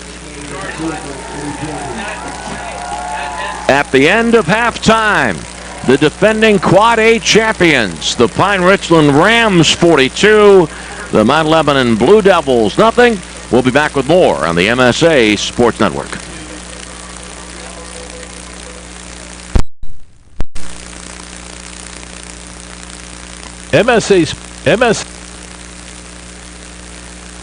Make sure to follow the MSA Sports Network on social media this season for breaking news, scores, links to our articles, and much more.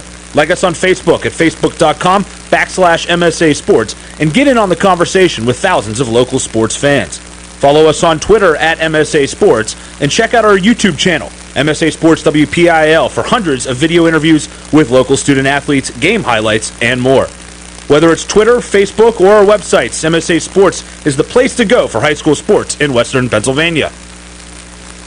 When looking to replace your athletic field, choose ProGrass, First in Turf. ProGrass has installed over 500 fields in the U.S. Getting the best artificial turf for your field depends on both the product and the partner you choose. That's why architects, athletic directors, and players choose the ProGrass Performance System. ProGrass maintains an active presence in the synthetic turf industry as members of the Sports Turf Management Association and the American Sports Builder Association, and is proud to be recognized as the FIBA preferred manufacturer. Call ProGrass today, 866-270-6003, or visit them on the web at www.progressturf.com. ProGrass, First in Turf. From the day we were born, I've always been ahead of my twin sister. First to talk, first to walk, and I'm always first to try the latest and greatest of everything. So, you have everything checking from Dollar Bank? Of course I do. Wait, what? You know, everything checking. There's no monthly service fee. It is online banking, mobile deposit, 55,000 free ATMs, and 1.60% APY on savings. Plus the Dollar Bank app to stay connected to it all. When did you get that? And now, I can be the first to pay with my Dollar Bank debit card. I have to go. Apps renew every... Stop. Mutually inspired. Rate and service fee waiver required. Everything checking with 6 qualifying monthly payments. 0.25% annual percentage yield over $20,000. Subject to change without notice. Dollar Bank. Member FDIC.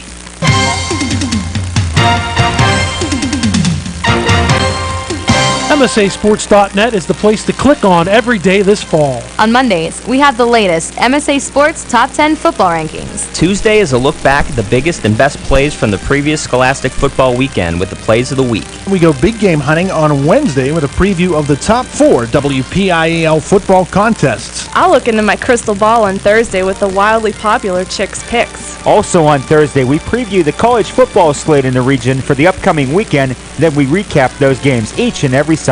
A complete rundown of all the games comes your way on Friday, plus plenty of broadcasts to choose from on Friday nights. On Saturday, we'll take a look at the top performances with Friday night highlights. Then on Sunday, a look back at the previous day's high school standouts with Saturday's Scholastic Stars. Anytime, anywhere, always there this fall with the MSA Sports Network at MSASports.net.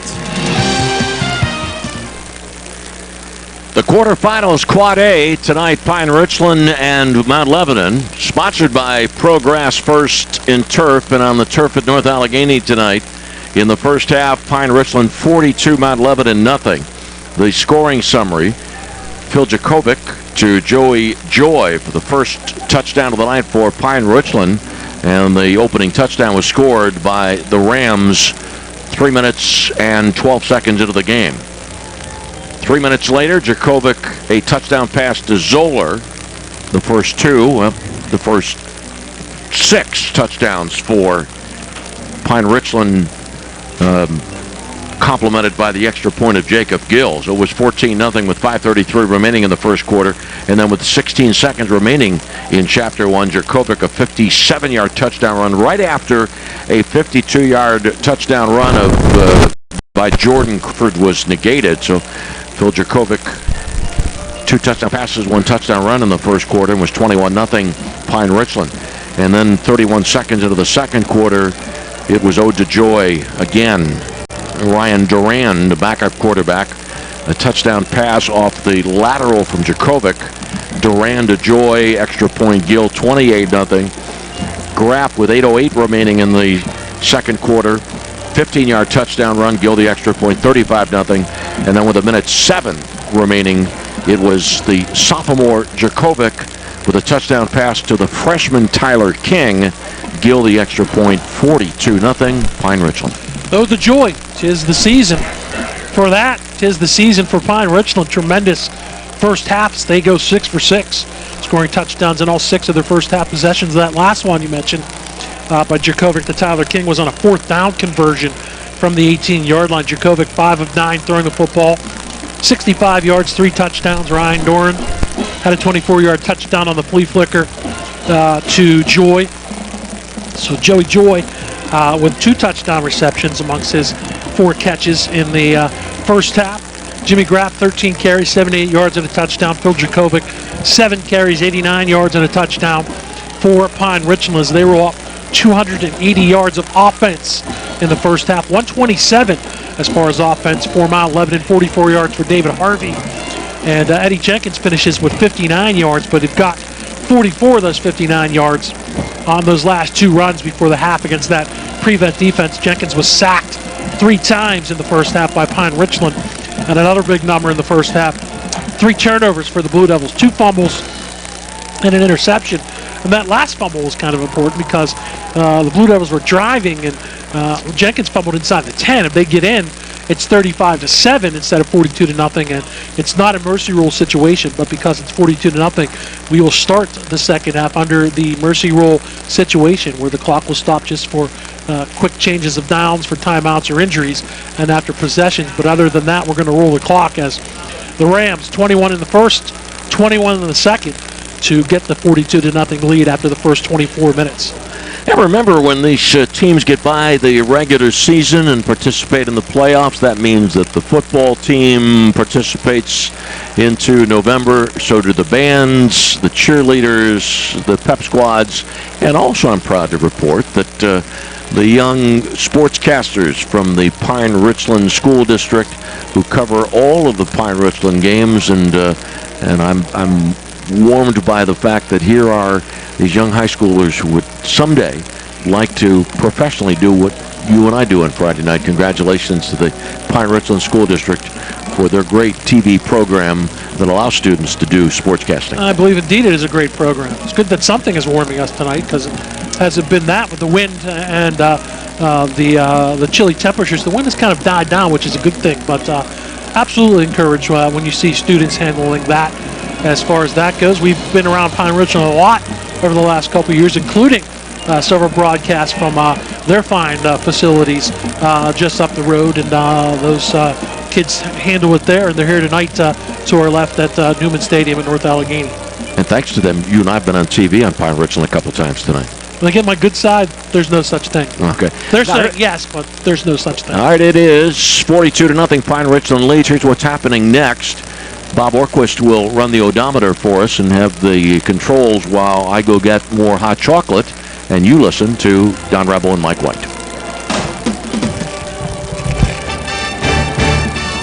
On the air on over 30 radio stations in western Pennsylvania. And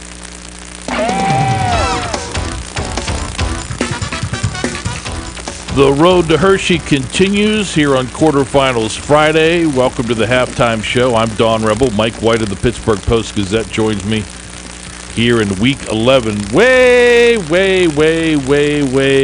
back in Week 2, we talked about...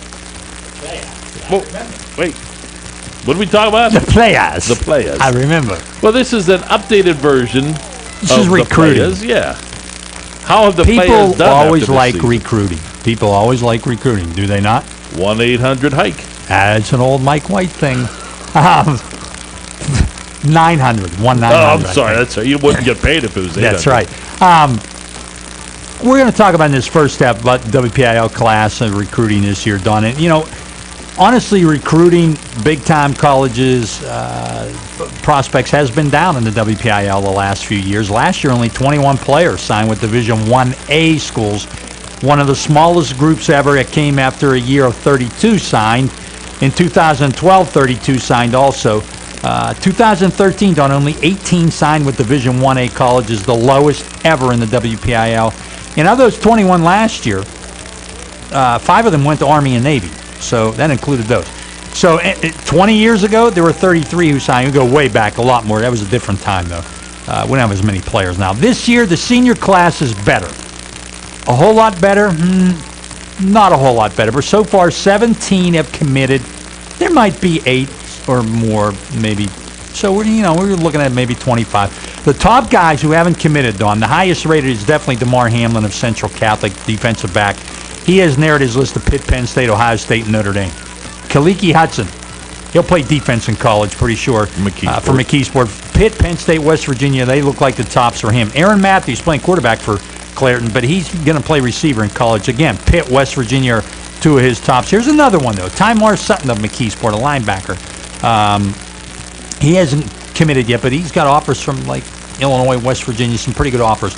Now, who has committed? 5 WPIAL players, that includes one, Theron Coleman from the city, have committed to Pitt.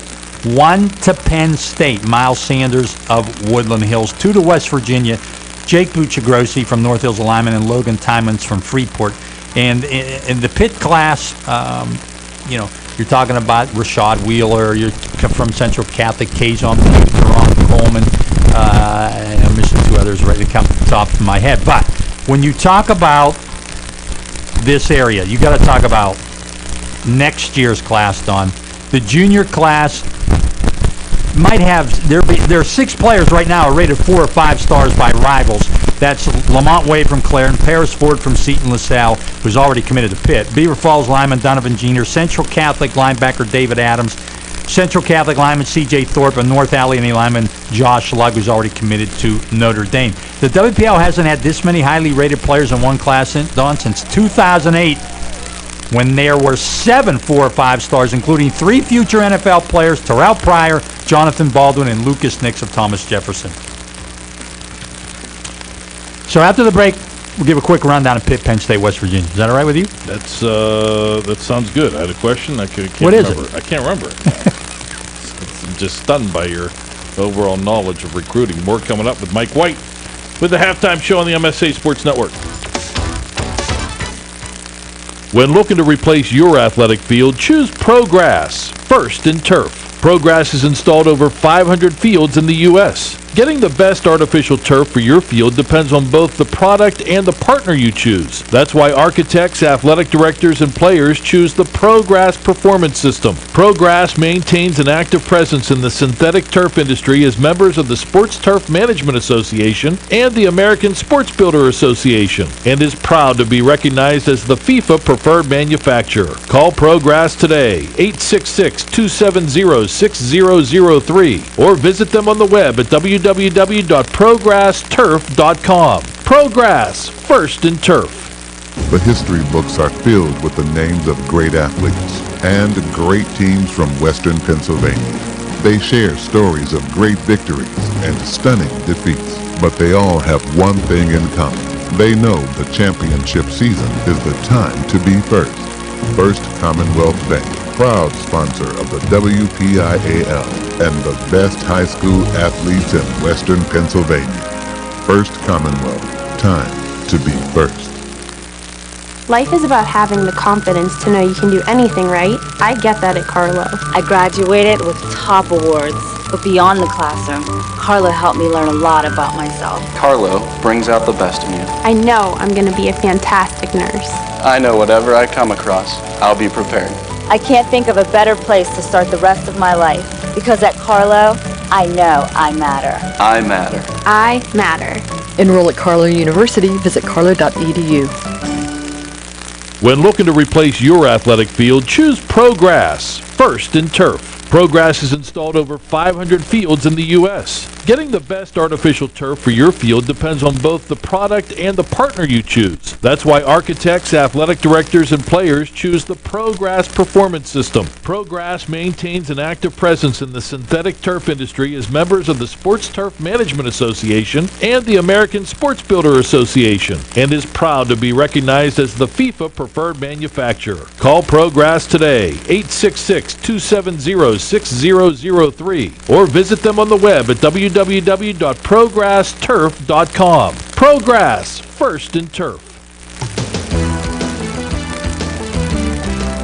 Don Rebel, Mike White, halftime show continues talking recruiting here on Quarterfinals Friday. You remember 2 players. I remember the question I had. Go ahead with the 2 players. Well, they slipped my mind before the break. The other 2 Pitt recruits from WPIAL, Brandon Ford, offensive lineman from Upper St. Clair, and Bryson Garner from Central Catholic, a wide receiver defensive back. So that's 5 Pitt recruits from WPIAL City. And real quick, it looks like we're going to have some pretty good studs in the sophomore class, too.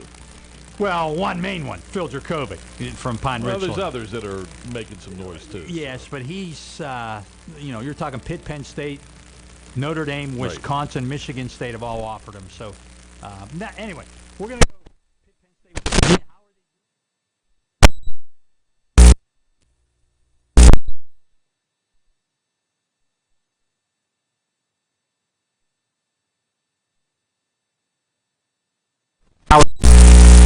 This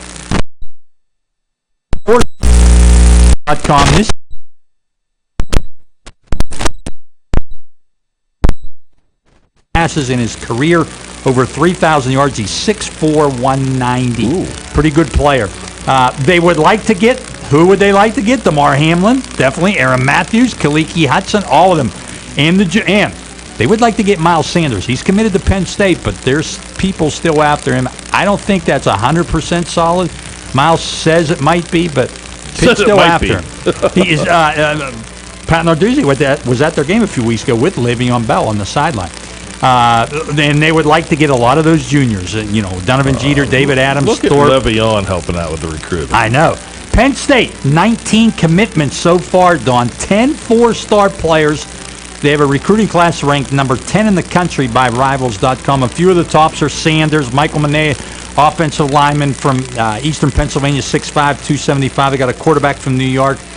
They're still hoping to get a few more, including a couple of those WPIAL guys. West Virginia, 20 commitments so far. Highest touted might be Steve Smothers, an athlete from Maryland. Does he have a brother? One of the Smothers brothers. Smothers brothers. And a junior college defensive back, Kaiser White from Lackawanna Community College. Boy, we're showing our age. That's for sure. Woo! All right, Michael, one more time. We'll see you on semifinal Friday. One more time. See you, Mr. Rebel. Bye now. All right, enjoy the second half of the game you're listening to on Quarterfinals Friday on the MSA Sports Network. Brought to you by Progress First and Turf. Pine-Richland 42, Mount Lebanon nothing. Phil Jakovic, the 10th grader, 3 touchdown passes and a touchdown run. Also Ryan Durand, a touchdown throw for Pine-Richland. Graff, a touchdown run. Joy, 2 touchdown receptions. And Pine-Richland, which a year ago was 15-1, its lone loss being the defeat at the hands of St. Joseph's in the state championship game December 13th, a Saturday in 2014. And Pine-Richland 9-1 this year, lost to Central Catholic Week 8. The winner of this game to play Penn Trafford or McKeesport. The halftime score is Pine-Richland 42 and Mount Lebanon nothing. Bob Orkwis, what are you thinking at this point? I'm thinking scores. I'm usually thinking Arby's, which doesn't surprise anyone. And they put this Dunkin' Donuts spot in there, which is bad enough liking donuts, and then Dunkin' Donuts is advertising breakfast all day. That's just really unfair by them, but really a great thing. Let me give you some scores before we take a break, and just a reminder that you can hear all the scores afterwards, the WPIAL Football Scoreboard Show. Afterwards, we'll recap quarterfinal Friday. Matt Vandrak and James Dotson are on the round table, but these are the scores that we have at the half. It is Aliquippa leading Seton LaSalle 40-0. Steel Valley, that's a AA score. Also a AA, Steel Valley 22 and Beaver Falls 12. Class AAA, Bell Vernon and Franklin Regional are tied at 7 at halftime. As far as Class A, Cardinal World North Catholic, they lead Bishop Canevin 14-7 at halftime. In Class AAA, it's 35-7. Central Valley leading Hampton at halftime. Here's a surprising score for some. Clareton and Avonworth tied 14 apiece at halftime. As far as that goes, in Class A as well, it's Shenango 13 and Fraser nothing at the half. Jeanette leading the Shannock by a score of 18-7. That score is also at halftime. Mars with a 21-0 lead over Ringgold. That's a halftime score. North Allegheny, as far as Class AAA, trailing Pittsburgh Central Catholic at halftime, 17-7. The game opposite of this. The winner of this game gets McKeesport or Penn Trafford. McKeesport leading the Penn Trafford Warriors 20-14 at halftime. And South Fayette looking to continue their winning streak. For South Fayette trying to win game number 43 in a row. They have a 26-7 lead over Beaver. That is at the half. Freeport at halftime leads Washington 17-0. Thomas Jefferson at halftime leads West Allegheny 14-0. On the other Quad A game, it's Woodland Hills 21, Bethel Park 7 at halftime. Mount Lebanon gets the football for the start of the third quarter, trailing 42-0 to Pine-Richland. We'll have more action from North Allegheny in a moment here on the MSA Sports Network. No regrets. Have some regrets in life, but not with Erie Insurance. We'll treat you fairly and won't penalize you for a mishap. And we have great rates. So instead of regrets, get to know Erie. See for yourself why more than 90% of Erie customers stay with us year after year. Get a quote today. Call the Mills Agency, servicing Greensburg, Ligonier, and Jeanette. 724-834-3015. Erie Insurance.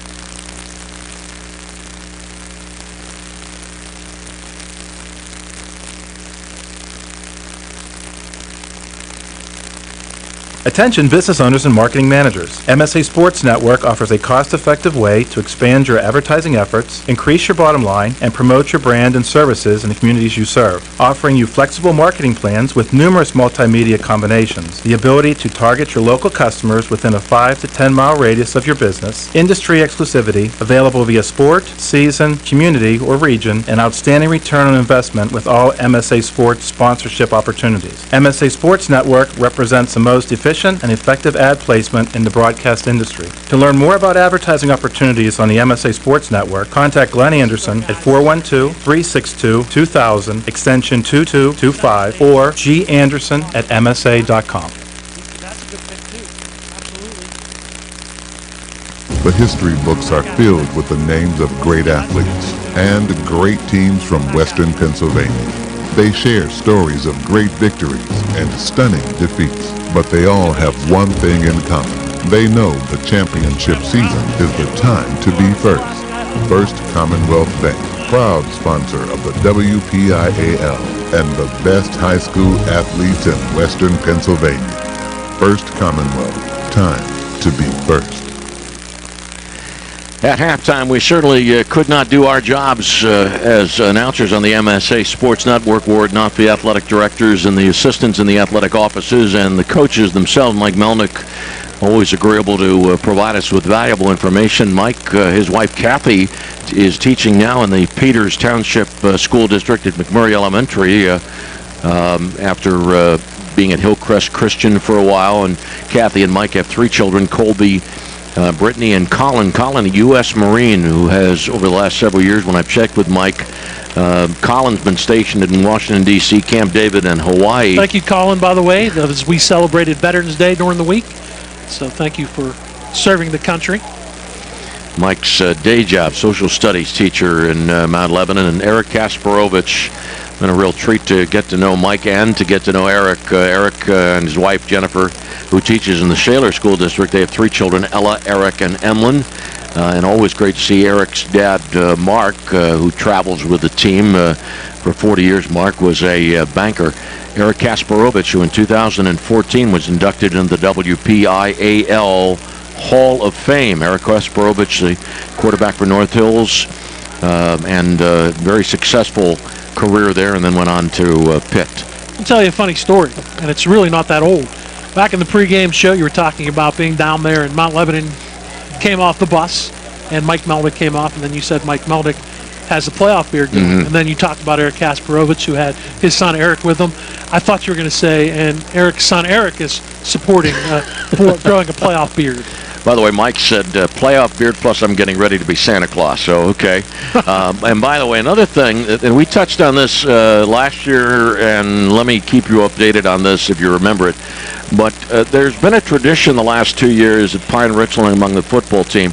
The coaches are, apparently this started early last year where the coaching staff started finding coins around the locker rooms, and to make sure that that tradition continued, there was a guy who travels with Pine-Richland, who I won't identify, who was putting coins down to keep the superstition alive. And when I showed up to check out the Pine-Richland locker room today here at North Allegheny, sure enough, there were coins on the floor. Last year you were tempted to pick them up. This year you knew better. I did indeed know better. Here we go. Ready to start Gill's kickoff to the far side, and the ball bounces through the hands of Tomasi and dies at the 1 yard line.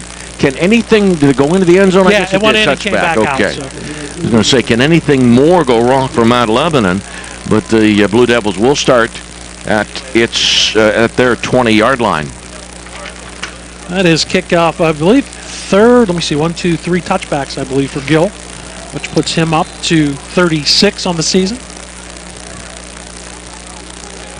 And here comes Mount Lebanon's offense with Eddie Jenkins trailing 42-0. Patrick Kimball wide out to the right side.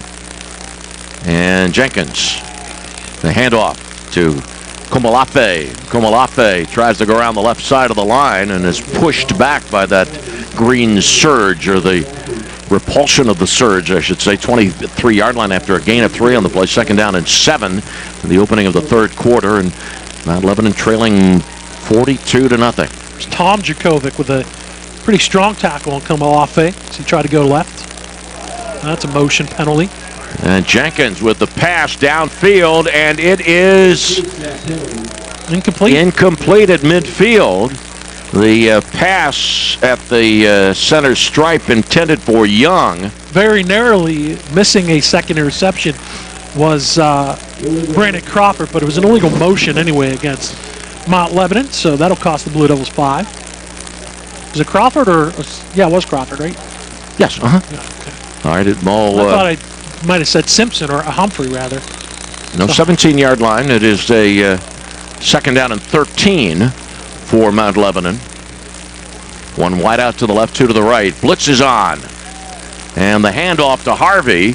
And Harvey's able to get the ball just forward a couple of yards to the 19-yard line. Talked earlier about having had the chance to sit down with David Harvey during a center stage, one of 8 children. His oldest brother was on the 2000 Mount Lebanon championship team.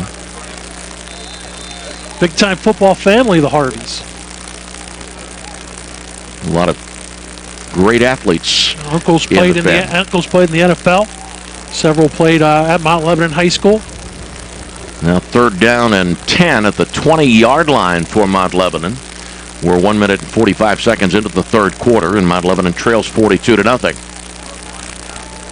Jenkins, empty backfield, rolling to his left, and is able to get to the 25 and get the 1st down after he crossed the 30 and then went out of bounds around the 32-yard line. 1st and 10, Mount Lebanon.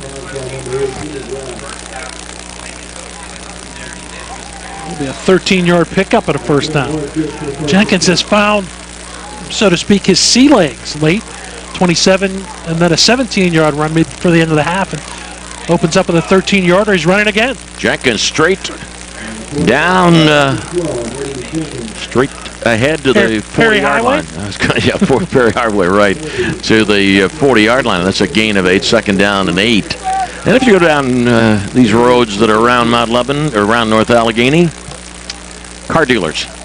2nd down play, and the handoff. Harvey fumbled the football, but Jenkins tried to fall on it. Pine-Richland players saying they have it, and Pine-Richland does indeed. That's Jimmy Graff with a fumble recovery. 4th Mount Lebanon turnover.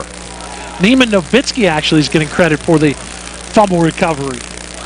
So that's 4 turnovers, as you mentioned, and just a bad exchange between Harvey and Jenkins. And Jenkins, it looked like he was first to get on the ball, but Novitsky beats him to it. And the Rams get their first possession. They start this possession with the reserves coming in, as I see Tom Hanelak coming in at the quarterback position for Pine-Richland. And the handoff, straight ahead play with Don Bryant carrying the ball. Gets to the 34-yard line for a pickup of 2, 2nd down and 8. Hanulek, 6'2" junior.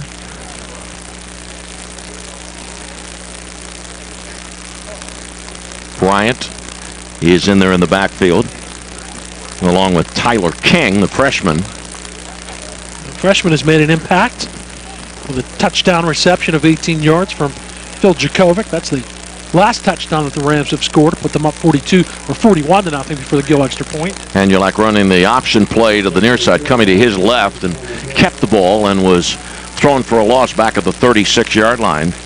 James Stocker making the tackle. 3rd down and 10 for Pine-Richland at the Mount Lebanon 36-yard line.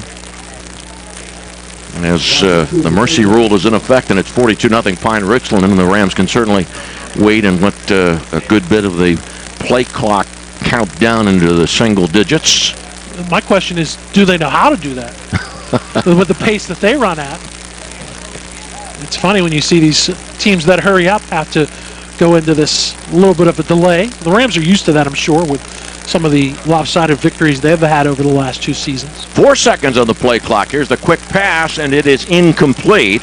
Intended for Matt Zoller, a high throw from Hanulak, and it'll be 4th down and 10 for Pine-Richland.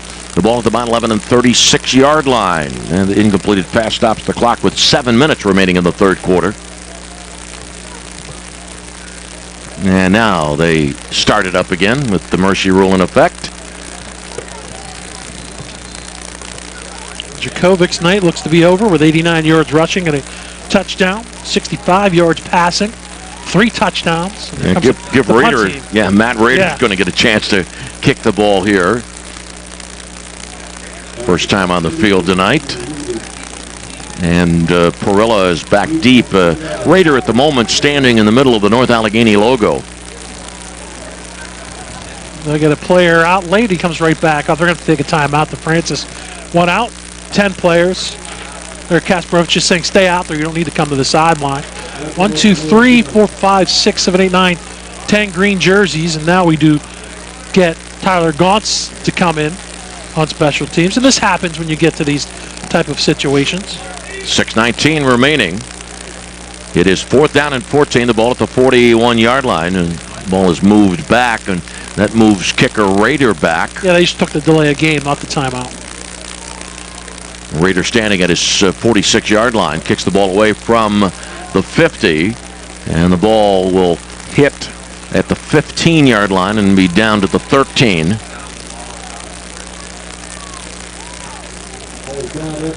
But Tom Hanulak was the player that downed the ball. Yes, indeed it was. And here goes Mount Lebanon's second drive of the second half and 8th drive of the night. Mount Lebanon has not had good field position tonight, trailing 42-0. Has turned the ball over 4 times. We've had Mount Lebanon punt the ball twice, and 1 drive ended by way of the end of the half.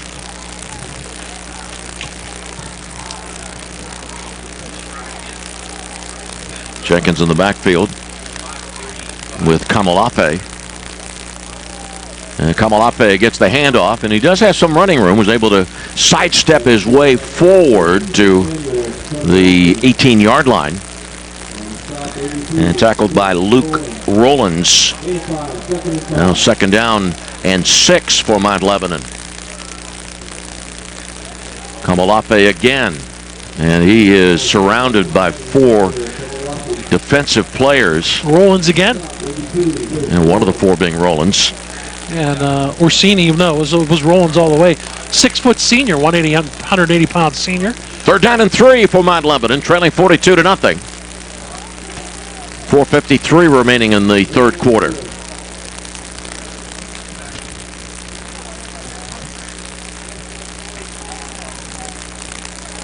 Graham in the slot. Handoff, no, faked by Jenkins, and Jenkins, after the fake of the handoff, carries the ball to the far side and goes out of bounds after getting a first down. Run out of bounds at the 26-yard line, 1st and 10, Mount Lebanon. It's 87 yards for Jenkins in this game on 15 carries. The winner of this game to play either Penn Trafford or McKeesport in the semifinals. A couple of weeks away from the championships at Heinz Field. 1st and 10, ball at the Mount Lebanon 26-yard line. We'll have an update on the McKeesport Penn Trafford game after this play. Harvey gets the snap and goes forward for 4 yards to the 30-yard line. And it was tackled by Christian Kelly. And brings up 2nd down and 6. The game's heading into the 4th quarter, and after 3 quarters, it's McKeesport 26, Penn Trafford 21. That's 2nd down and 6. And now ready to take the snap for Mount Lebanon is James Stocker. 2nd down and 6. Stocker fakes the handoff, fires over the middle. It's incomplete. The pass around the logo of North Allegheny. Incompleted pass. Make it 3rd down and 6. You see Jenkins on the far sideline? That was intended for Barrett. Let me check out. It might be just the fact that this game is out of control. Let me scan the far sideline. Stocker is sophomore. Well, you know what? Jenkins ran that play over there to that far sideline a little bit earlier on this drive. Now, Harvey took the previous snap. Stocker taking his 2nd consecutive snap. Firing down the far sideline, and it is caught at the 40-yard line. 1st and 10 for Mount Lebanon. It's Jack Young. Yeah, great catch by Jack Young. 32-yard pickup. Really good job to climb the ladder. He went up over the defensive back, did Young, down the far sideline. At the 38-yard line of Pine-Richland. Stocker continuing to take the snaps, 3rd in a row. And the handoff. Kamalafe going straight forward and picks up a decent amount of yardage. Gets to the 31-yard line. So that's a gain of 7 at 2nd down and 3. 2:20 remaining in the 3rd quarter. Pine-Richland 42, Mount Lebanon nothing. Tell me Camino makes the stop on that play for Pine-Richland. Harvey in at the running back position right behind Stocker on a 2nd and 3. Harvey takes it off left tackle and gets the 1st down. He bumped off the first set of tacklers and picked up extra yardage. Gets inside the 25-yard line, going out of bounds far side right by the Mount Lebanon bench. 1st and 10 in favor of Mount Lebanon. 1:55 remaining in the 3rd quarter. I do see Jenkins up and walking around, but he's back towards the benches, so I don't think it was due to any type of injury, at least any apparent injury. And let me do the fact that it's 42-0 Pine-Richland. Stocker fakes the handoff, keeps it, goes to the left, to the far side, and picks up maybe a yard on the play. Now 1:30 left in the 3rd quarter. 42-0 Pine-Richland in front of Mount Lebanon. King and Kelly make the stop for Pine-Richland.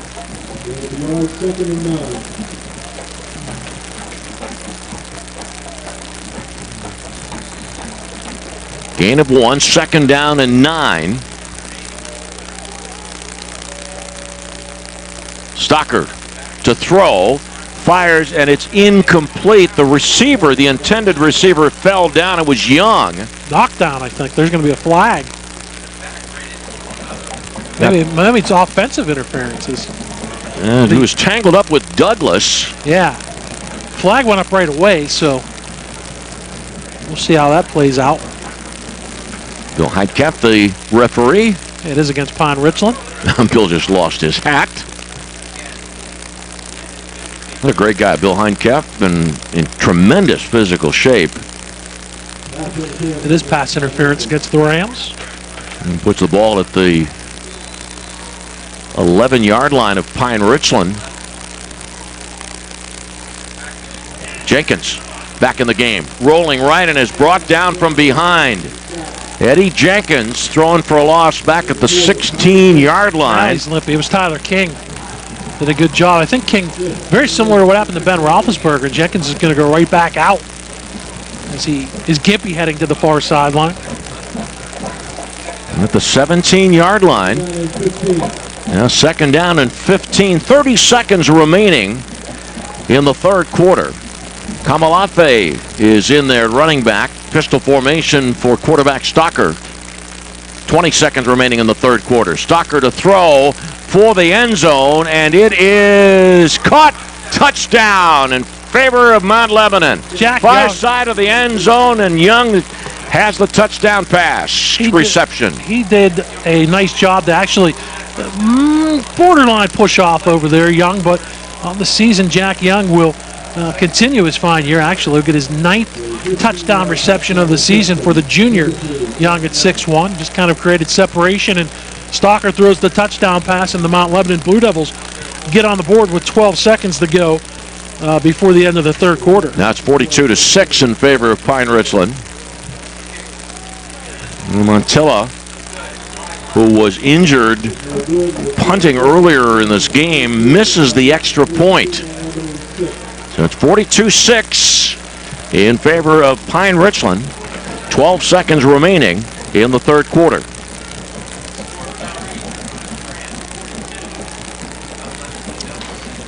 Mentioned for Young, his 9th touchdown of the year. And 2 receptions now, making 3 receptions tonight, so 33 receptions. He came in with 911 yards. He has just 48 yards on those 3 receptions. But the pride is there for Mount Lebanon, trying to erase the 0, which they did.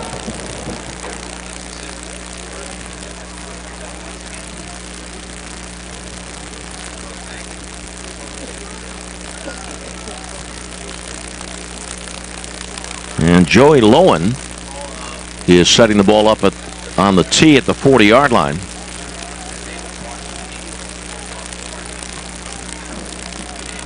.243 left in the 3rd. I said it was headed to the 4th in the McKeesport Penn Trafford game. Nobody back deep for Pine-Richland. It's 32-21 Tigers.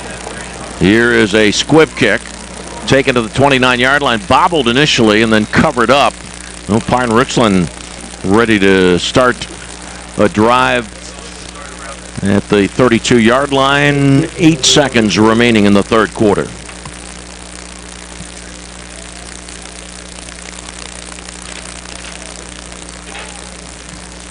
Down to 7-5, and that's going to be the end of the 3rd quarter.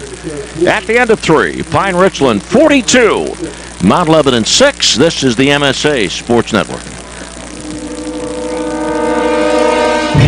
Hi, this is Don Rebel, inviting you to log on each Wednesday night at 7 o'clock for This Week in the WPIAL, only here on the MSA Sports Network. Join me along with other MSA Sports members each week as we talk to head coaches around District 7, plus run down all the high school football action and preview the top games for the upcoming weekend. That's This Week in the WPIAL, Wednesday nights at 7 o'clock, only here on the MSA Sports Network. While the WPIAL football postseason field gets cut in half again from 32 teams to 16 teams, we look ahead to the Final Four when the Highway to Hines continues only on MSA Sports. Join us for exclusive coverage of all 8 high school games on semifinals Friday in the WPIAL football playoffs, only on the MSA Sports Network. 1st and 10, Pine-Richland at its 32-yard line. The handoff to Bryan, and Bryan off right tackle is able to pick up a couple of yards. Got up to the 34-yard line. That makes it 1 yard rather on the play to the 33. 2nd down and 9 as Pine-Richland's backup quarterback, or the guy that's calling the signals right now for Pine-Richland, Tom Hanulak, after Phil Jerkovic in the first half threw 3 touchdown passes and ran 57 yards for 1. 2nd down and 9, 12 seconds on the play clock. Opening minute of the 4th quarter. The winner of this game to play either McKeesport or Penn Trafford. Hanulak takes the handoff, keeps it, and falls down back at the 26-yard line. That's a loss of 6 on the play to make it 3rd down and 15. Updated you on the McKeesport score. Update you on the other 2 Quad A quarterfinals. Central Catholic has opened up a 24-10 lead on North Allegheny, and Woodland Hills and Bethel Park are locked up in a good one heading to the 4th quarter. Woodland Hills 21 and Bethel Park 20. Is there a procedure call against Pine-Richland? Was guilty of movement, but the penalty was declined. Now 3rd down and 16 at the 26. And the play clock just started a second ago. Hanulak has Bryant in the backfield, along with Tyler King. 10 seconds on the play clock. 10:04 left in the game. 42-6 Pine-Richland. Bryant gets the handoff, charging forward, putting his head down, and carries the ball to the 29-yard line. And it is 4th down and 13. 4th and 13 for Pine-Richland.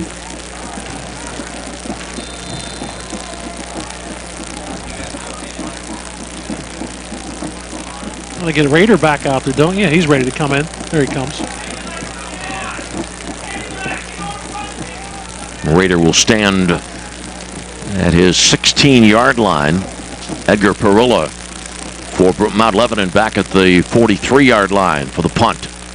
4th and 13, the ball at the 29-yard line of Pine-Richland. Raiders punt hitting at the 47-yard line of Mount Lebanon, and the ball is down at the Pine-Richland 49. So Mount Lebanon trailing 42-6. Brings the offense back on the field. It was Pine-Richland's second punt of the night after scoring 6 touchdowns the first 6 times that it touched the ball in the first half. Wind has picked up again. Not that it ever really stopped. It's funny because several times there's been leaves blowing in front of the press box. I thought there were bats.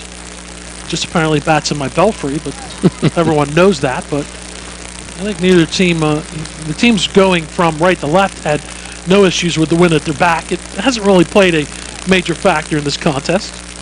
Stocker, pistol formation.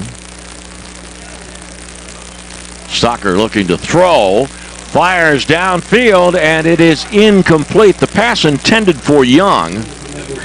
Young was being double teamed. Yeah, a good job by, I think it was DeFrancis. DeFrancis was one of the players there, yes. Vinny got his hands on it, almost had an INT. 2nd down and 10. The ball at the 49-yard line of Pine-Richland for Mount Lebanon. 8:05 left in the game. It's Vince Bacchino, actually, who almost came up with that interception for the Rams. Hand off to Perilla. Perilla gets through the line of scrimmage and gets a first down as he carries the ball to the Pine-Richland 35-yard line. Edgar Perilla, 5'9" junior. 1st down and 10 for Mount Lebanon. But Pine-Richland leads 42-6. It was 21-0 at the end of one, 42-0 at halftime. And the handoff, Perilla, right after he got the ball, was pushed down. Ran into a wall of defenders, and a loss on the play back to the 36-yard line, 2nd down and 11. It comes at this point in this kind of game. You look at the players who are going to come back next year for Mount Lebanon. Young's a junior. Harvey's a junior. Moeller's a junior. Abadanza, Bear, they're all juniors. Perilla as well. He's a junior. Of course, Jenkins graduates. Montilla, the kicker and the punter, he's back as a junior. Kamalafe, also a junior for the Blue Devils. 2nd down and 11, low snap, but Stocker is able to handle it to the pass to the far side, and an incompleted pass. Once again, trying to target Young, and on the coverage for Pine-Richland, DeFrancis. And Stocker would probably be in line for a shot at the quarterback slot. Pretty good size for the sophomore at 6'1", 185. Kraus is a junior. Hoagland, who plays on the defensive line, or has played, he's a freshman coming back. Haley's a junior. Gaughan's a sophomore. Ian Walsh, Lyman's a junior. 3rd and 11, the handoff to Komalafe. And Komalafe does a great job of pushing forward after meeting resistance. Got the ball to the 32-yard line. But it's going to be 4th down and 7 for Mount Lebanon. Chris Lippert, also a junior. So there's several, a good handful of starters returning for Mount Lebanon coming back next year. As we're halfway through this 4th quarter, a 42-6 Pine-Richland lead. All right, 4th down and 7. Mount Lebanon has the ball at the Pine-Richland 32-yard line. Stocker has it and is thrown for a loss back at the 36, and the ball goes over on downs to Pine-Richland. Tyler King, the freshman, on the sack. That is the 4th sack of the game for the Rams, and get Stocker down, and they turn it over on downs. And for all intents and purposes, you get a 1st down, and you're done with this mercy rule going on. So the Pine-Richland Rams defense has been pretty impressive. Their offense did the job, going 6 for 6 in the first half to build a 42-0 halftime lead. Vince Buccino in at running back, just alongside the quarterback Hanulak on the 1st and 10. Hanulak keeping it and thrown back for a loss. And defensively for Mount Lebanon, Abadanza was there, along with Tomasi. Front part of that Mount Lebanon defense, Gratton, Kazan, Haley, those guys that started the game. And a loss of 42 on the play, second down and 12. Play clock hasn't started yet. Now it does. 5:05 remaining in the fourth quarter. Pine-Richland 42, Mount Lebanon 6. Kimball flanked out to the right side, along with Dawson Goltz. And Yulak. And the handoff to Pacino, who goes straight forward and gets back to the original line of scrimmage around the 36, and maybe to the 37. We'll call it third down and 9. 4:30 remaining in the game, as Pine-Richland is ready to march on to the semifinals once again.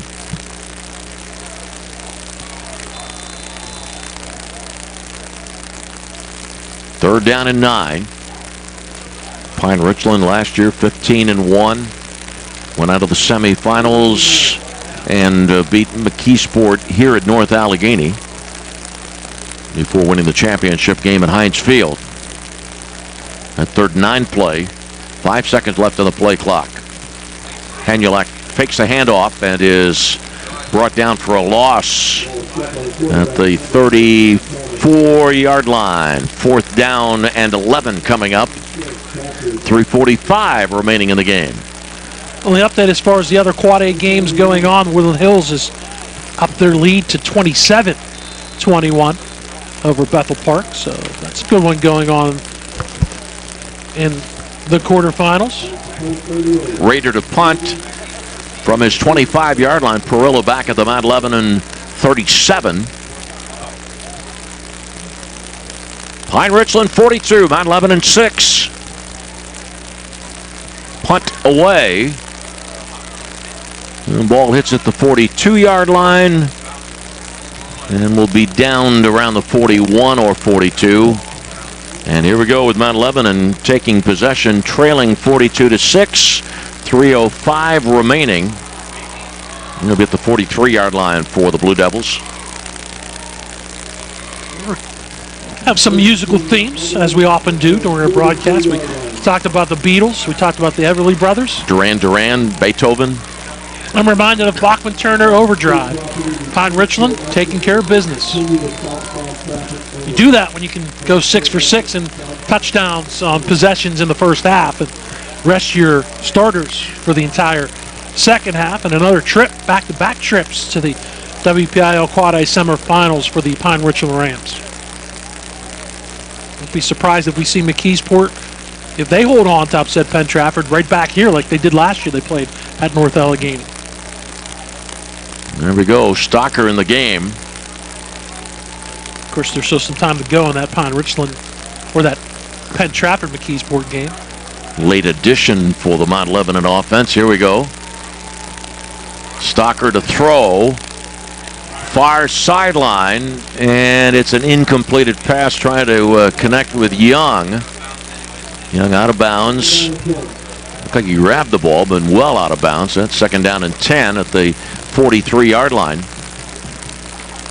Viljerkovic, 3 touchdown passes plus a touchdown run. Joey Joy, the recipient of 2 of those touchdown passes.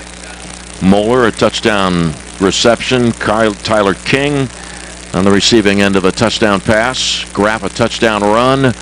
Handoff, spinning away is Harvey. And Harvey is able to stay on his feet to get a first down. Stopped by Peyton Bird. And David Harvey gets the first down to the Pine-Richland 45-yard line with 1:27 left in the game. After we're done, we'll wrap it up, give you a recap, some numbers, and then get you to Don Rebel. Stocker to throw. Far side again, and incomplete. Guess who the intended receiver was? It wasn't Young. It was Patrick Moeller. Who almost made a great catch. Actually, I'm wrong. Try number 6. Tomasi, who made a great reaction. Almost made a great catch. Falling down on the far side. 48 seconds remaining in the game. Second down and 10 for Mount Lebanon at the Pine-Richland 45-yard line. Stocker's throw over the middle, and it is caught by Tomasi. He's at the 30, 20, 15-10, and Tomasi in for a touchdown. 45-yard touchdown pass from Stocker to Tomasi, and to follow up on what Bob was saying a moment ago, Tomasi almost made a great catch on the previous play, comes up with a pretty good one here, and now Mount Lebanon trails 42-13. Yeah, great catch because 42-12 rather. The defender was right on top of him, and it was almost a 50-50 ball. And he breaks away, makes the catch, and then makes a nice run down the far sideline and gets into the end zone for Patrick Tomasi. He will get his 4th touchdown reception of the season.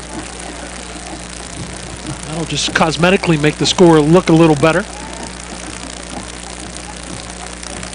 Tillo on to try to add the extra point.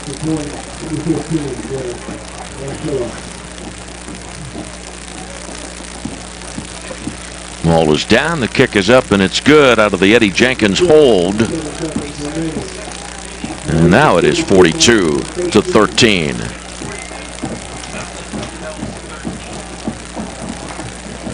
Now for Pine-Richland,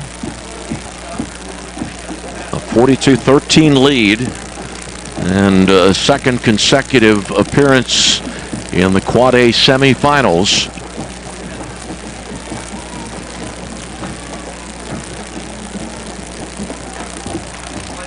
Improve Pine-Richland to 10-1, and Mount Lebanon will finish 9-2. Got 2:43 remaining by the MSA Sports Scoreboard Show. McKeesport holding on to the 32-21 lead over Penn Trafford. North Allegheny leads, or Pittsburgh Central, leads North Allegheny by a score of 24-17. And the other Quad A quarterfinal, 27-21. The score remains Woodland Hills leading Bethel Park.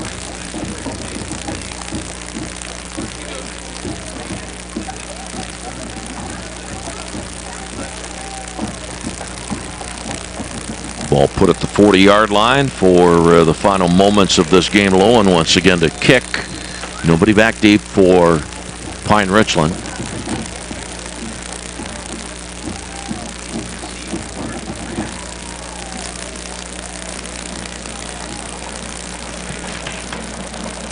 .27 seconds remaining.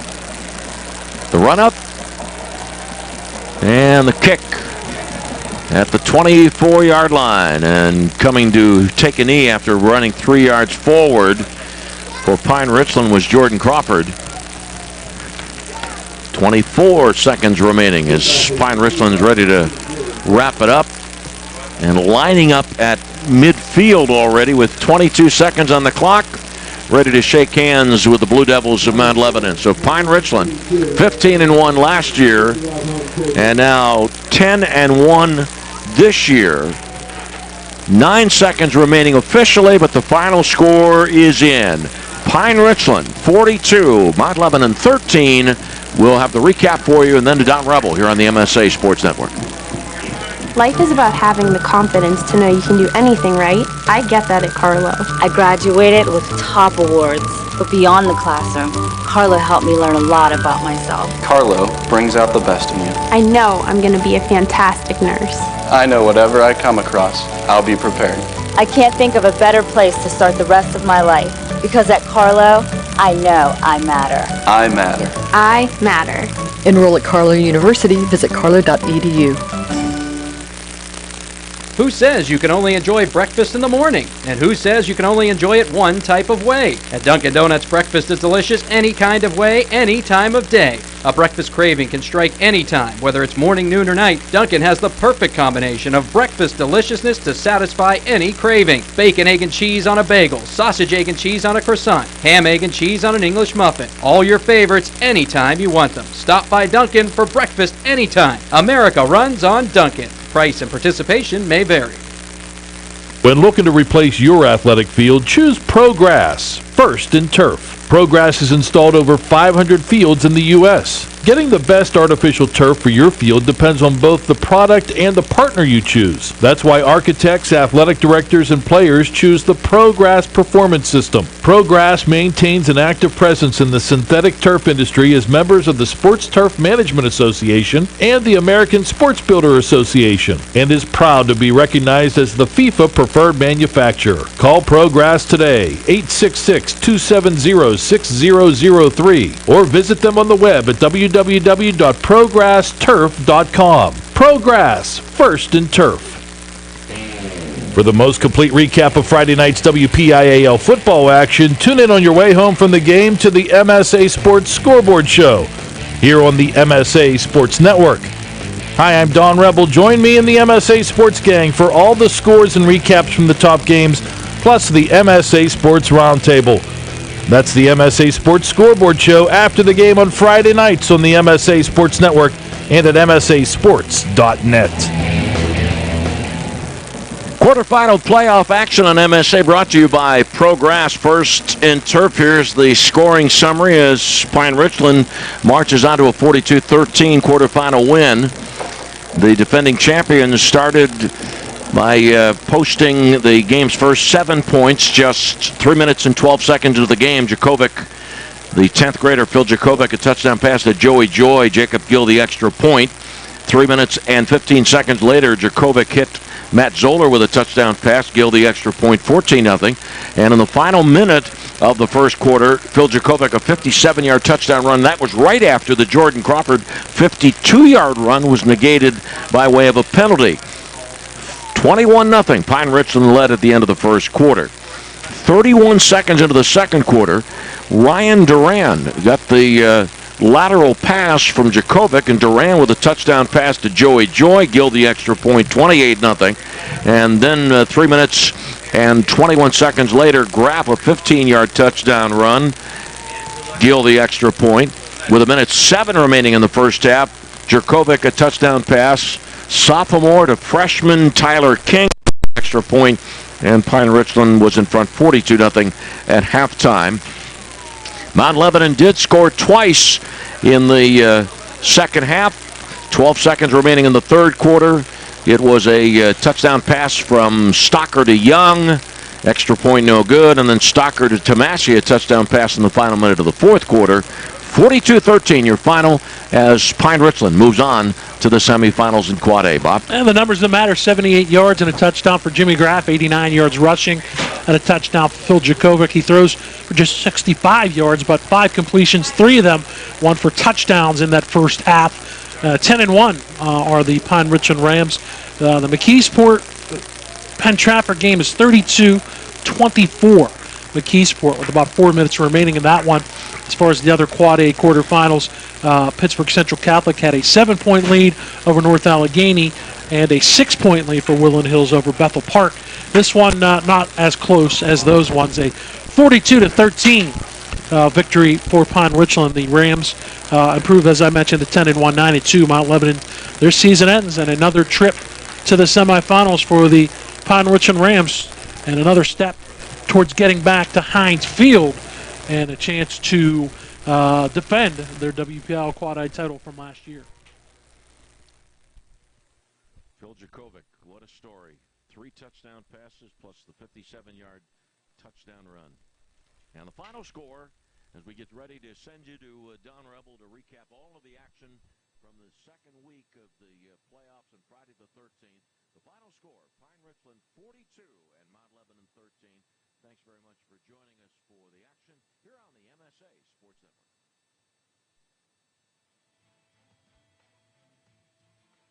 You've been listening to exclusive coverage of the 2015 WPIAL football playoffs at MSAsports.net.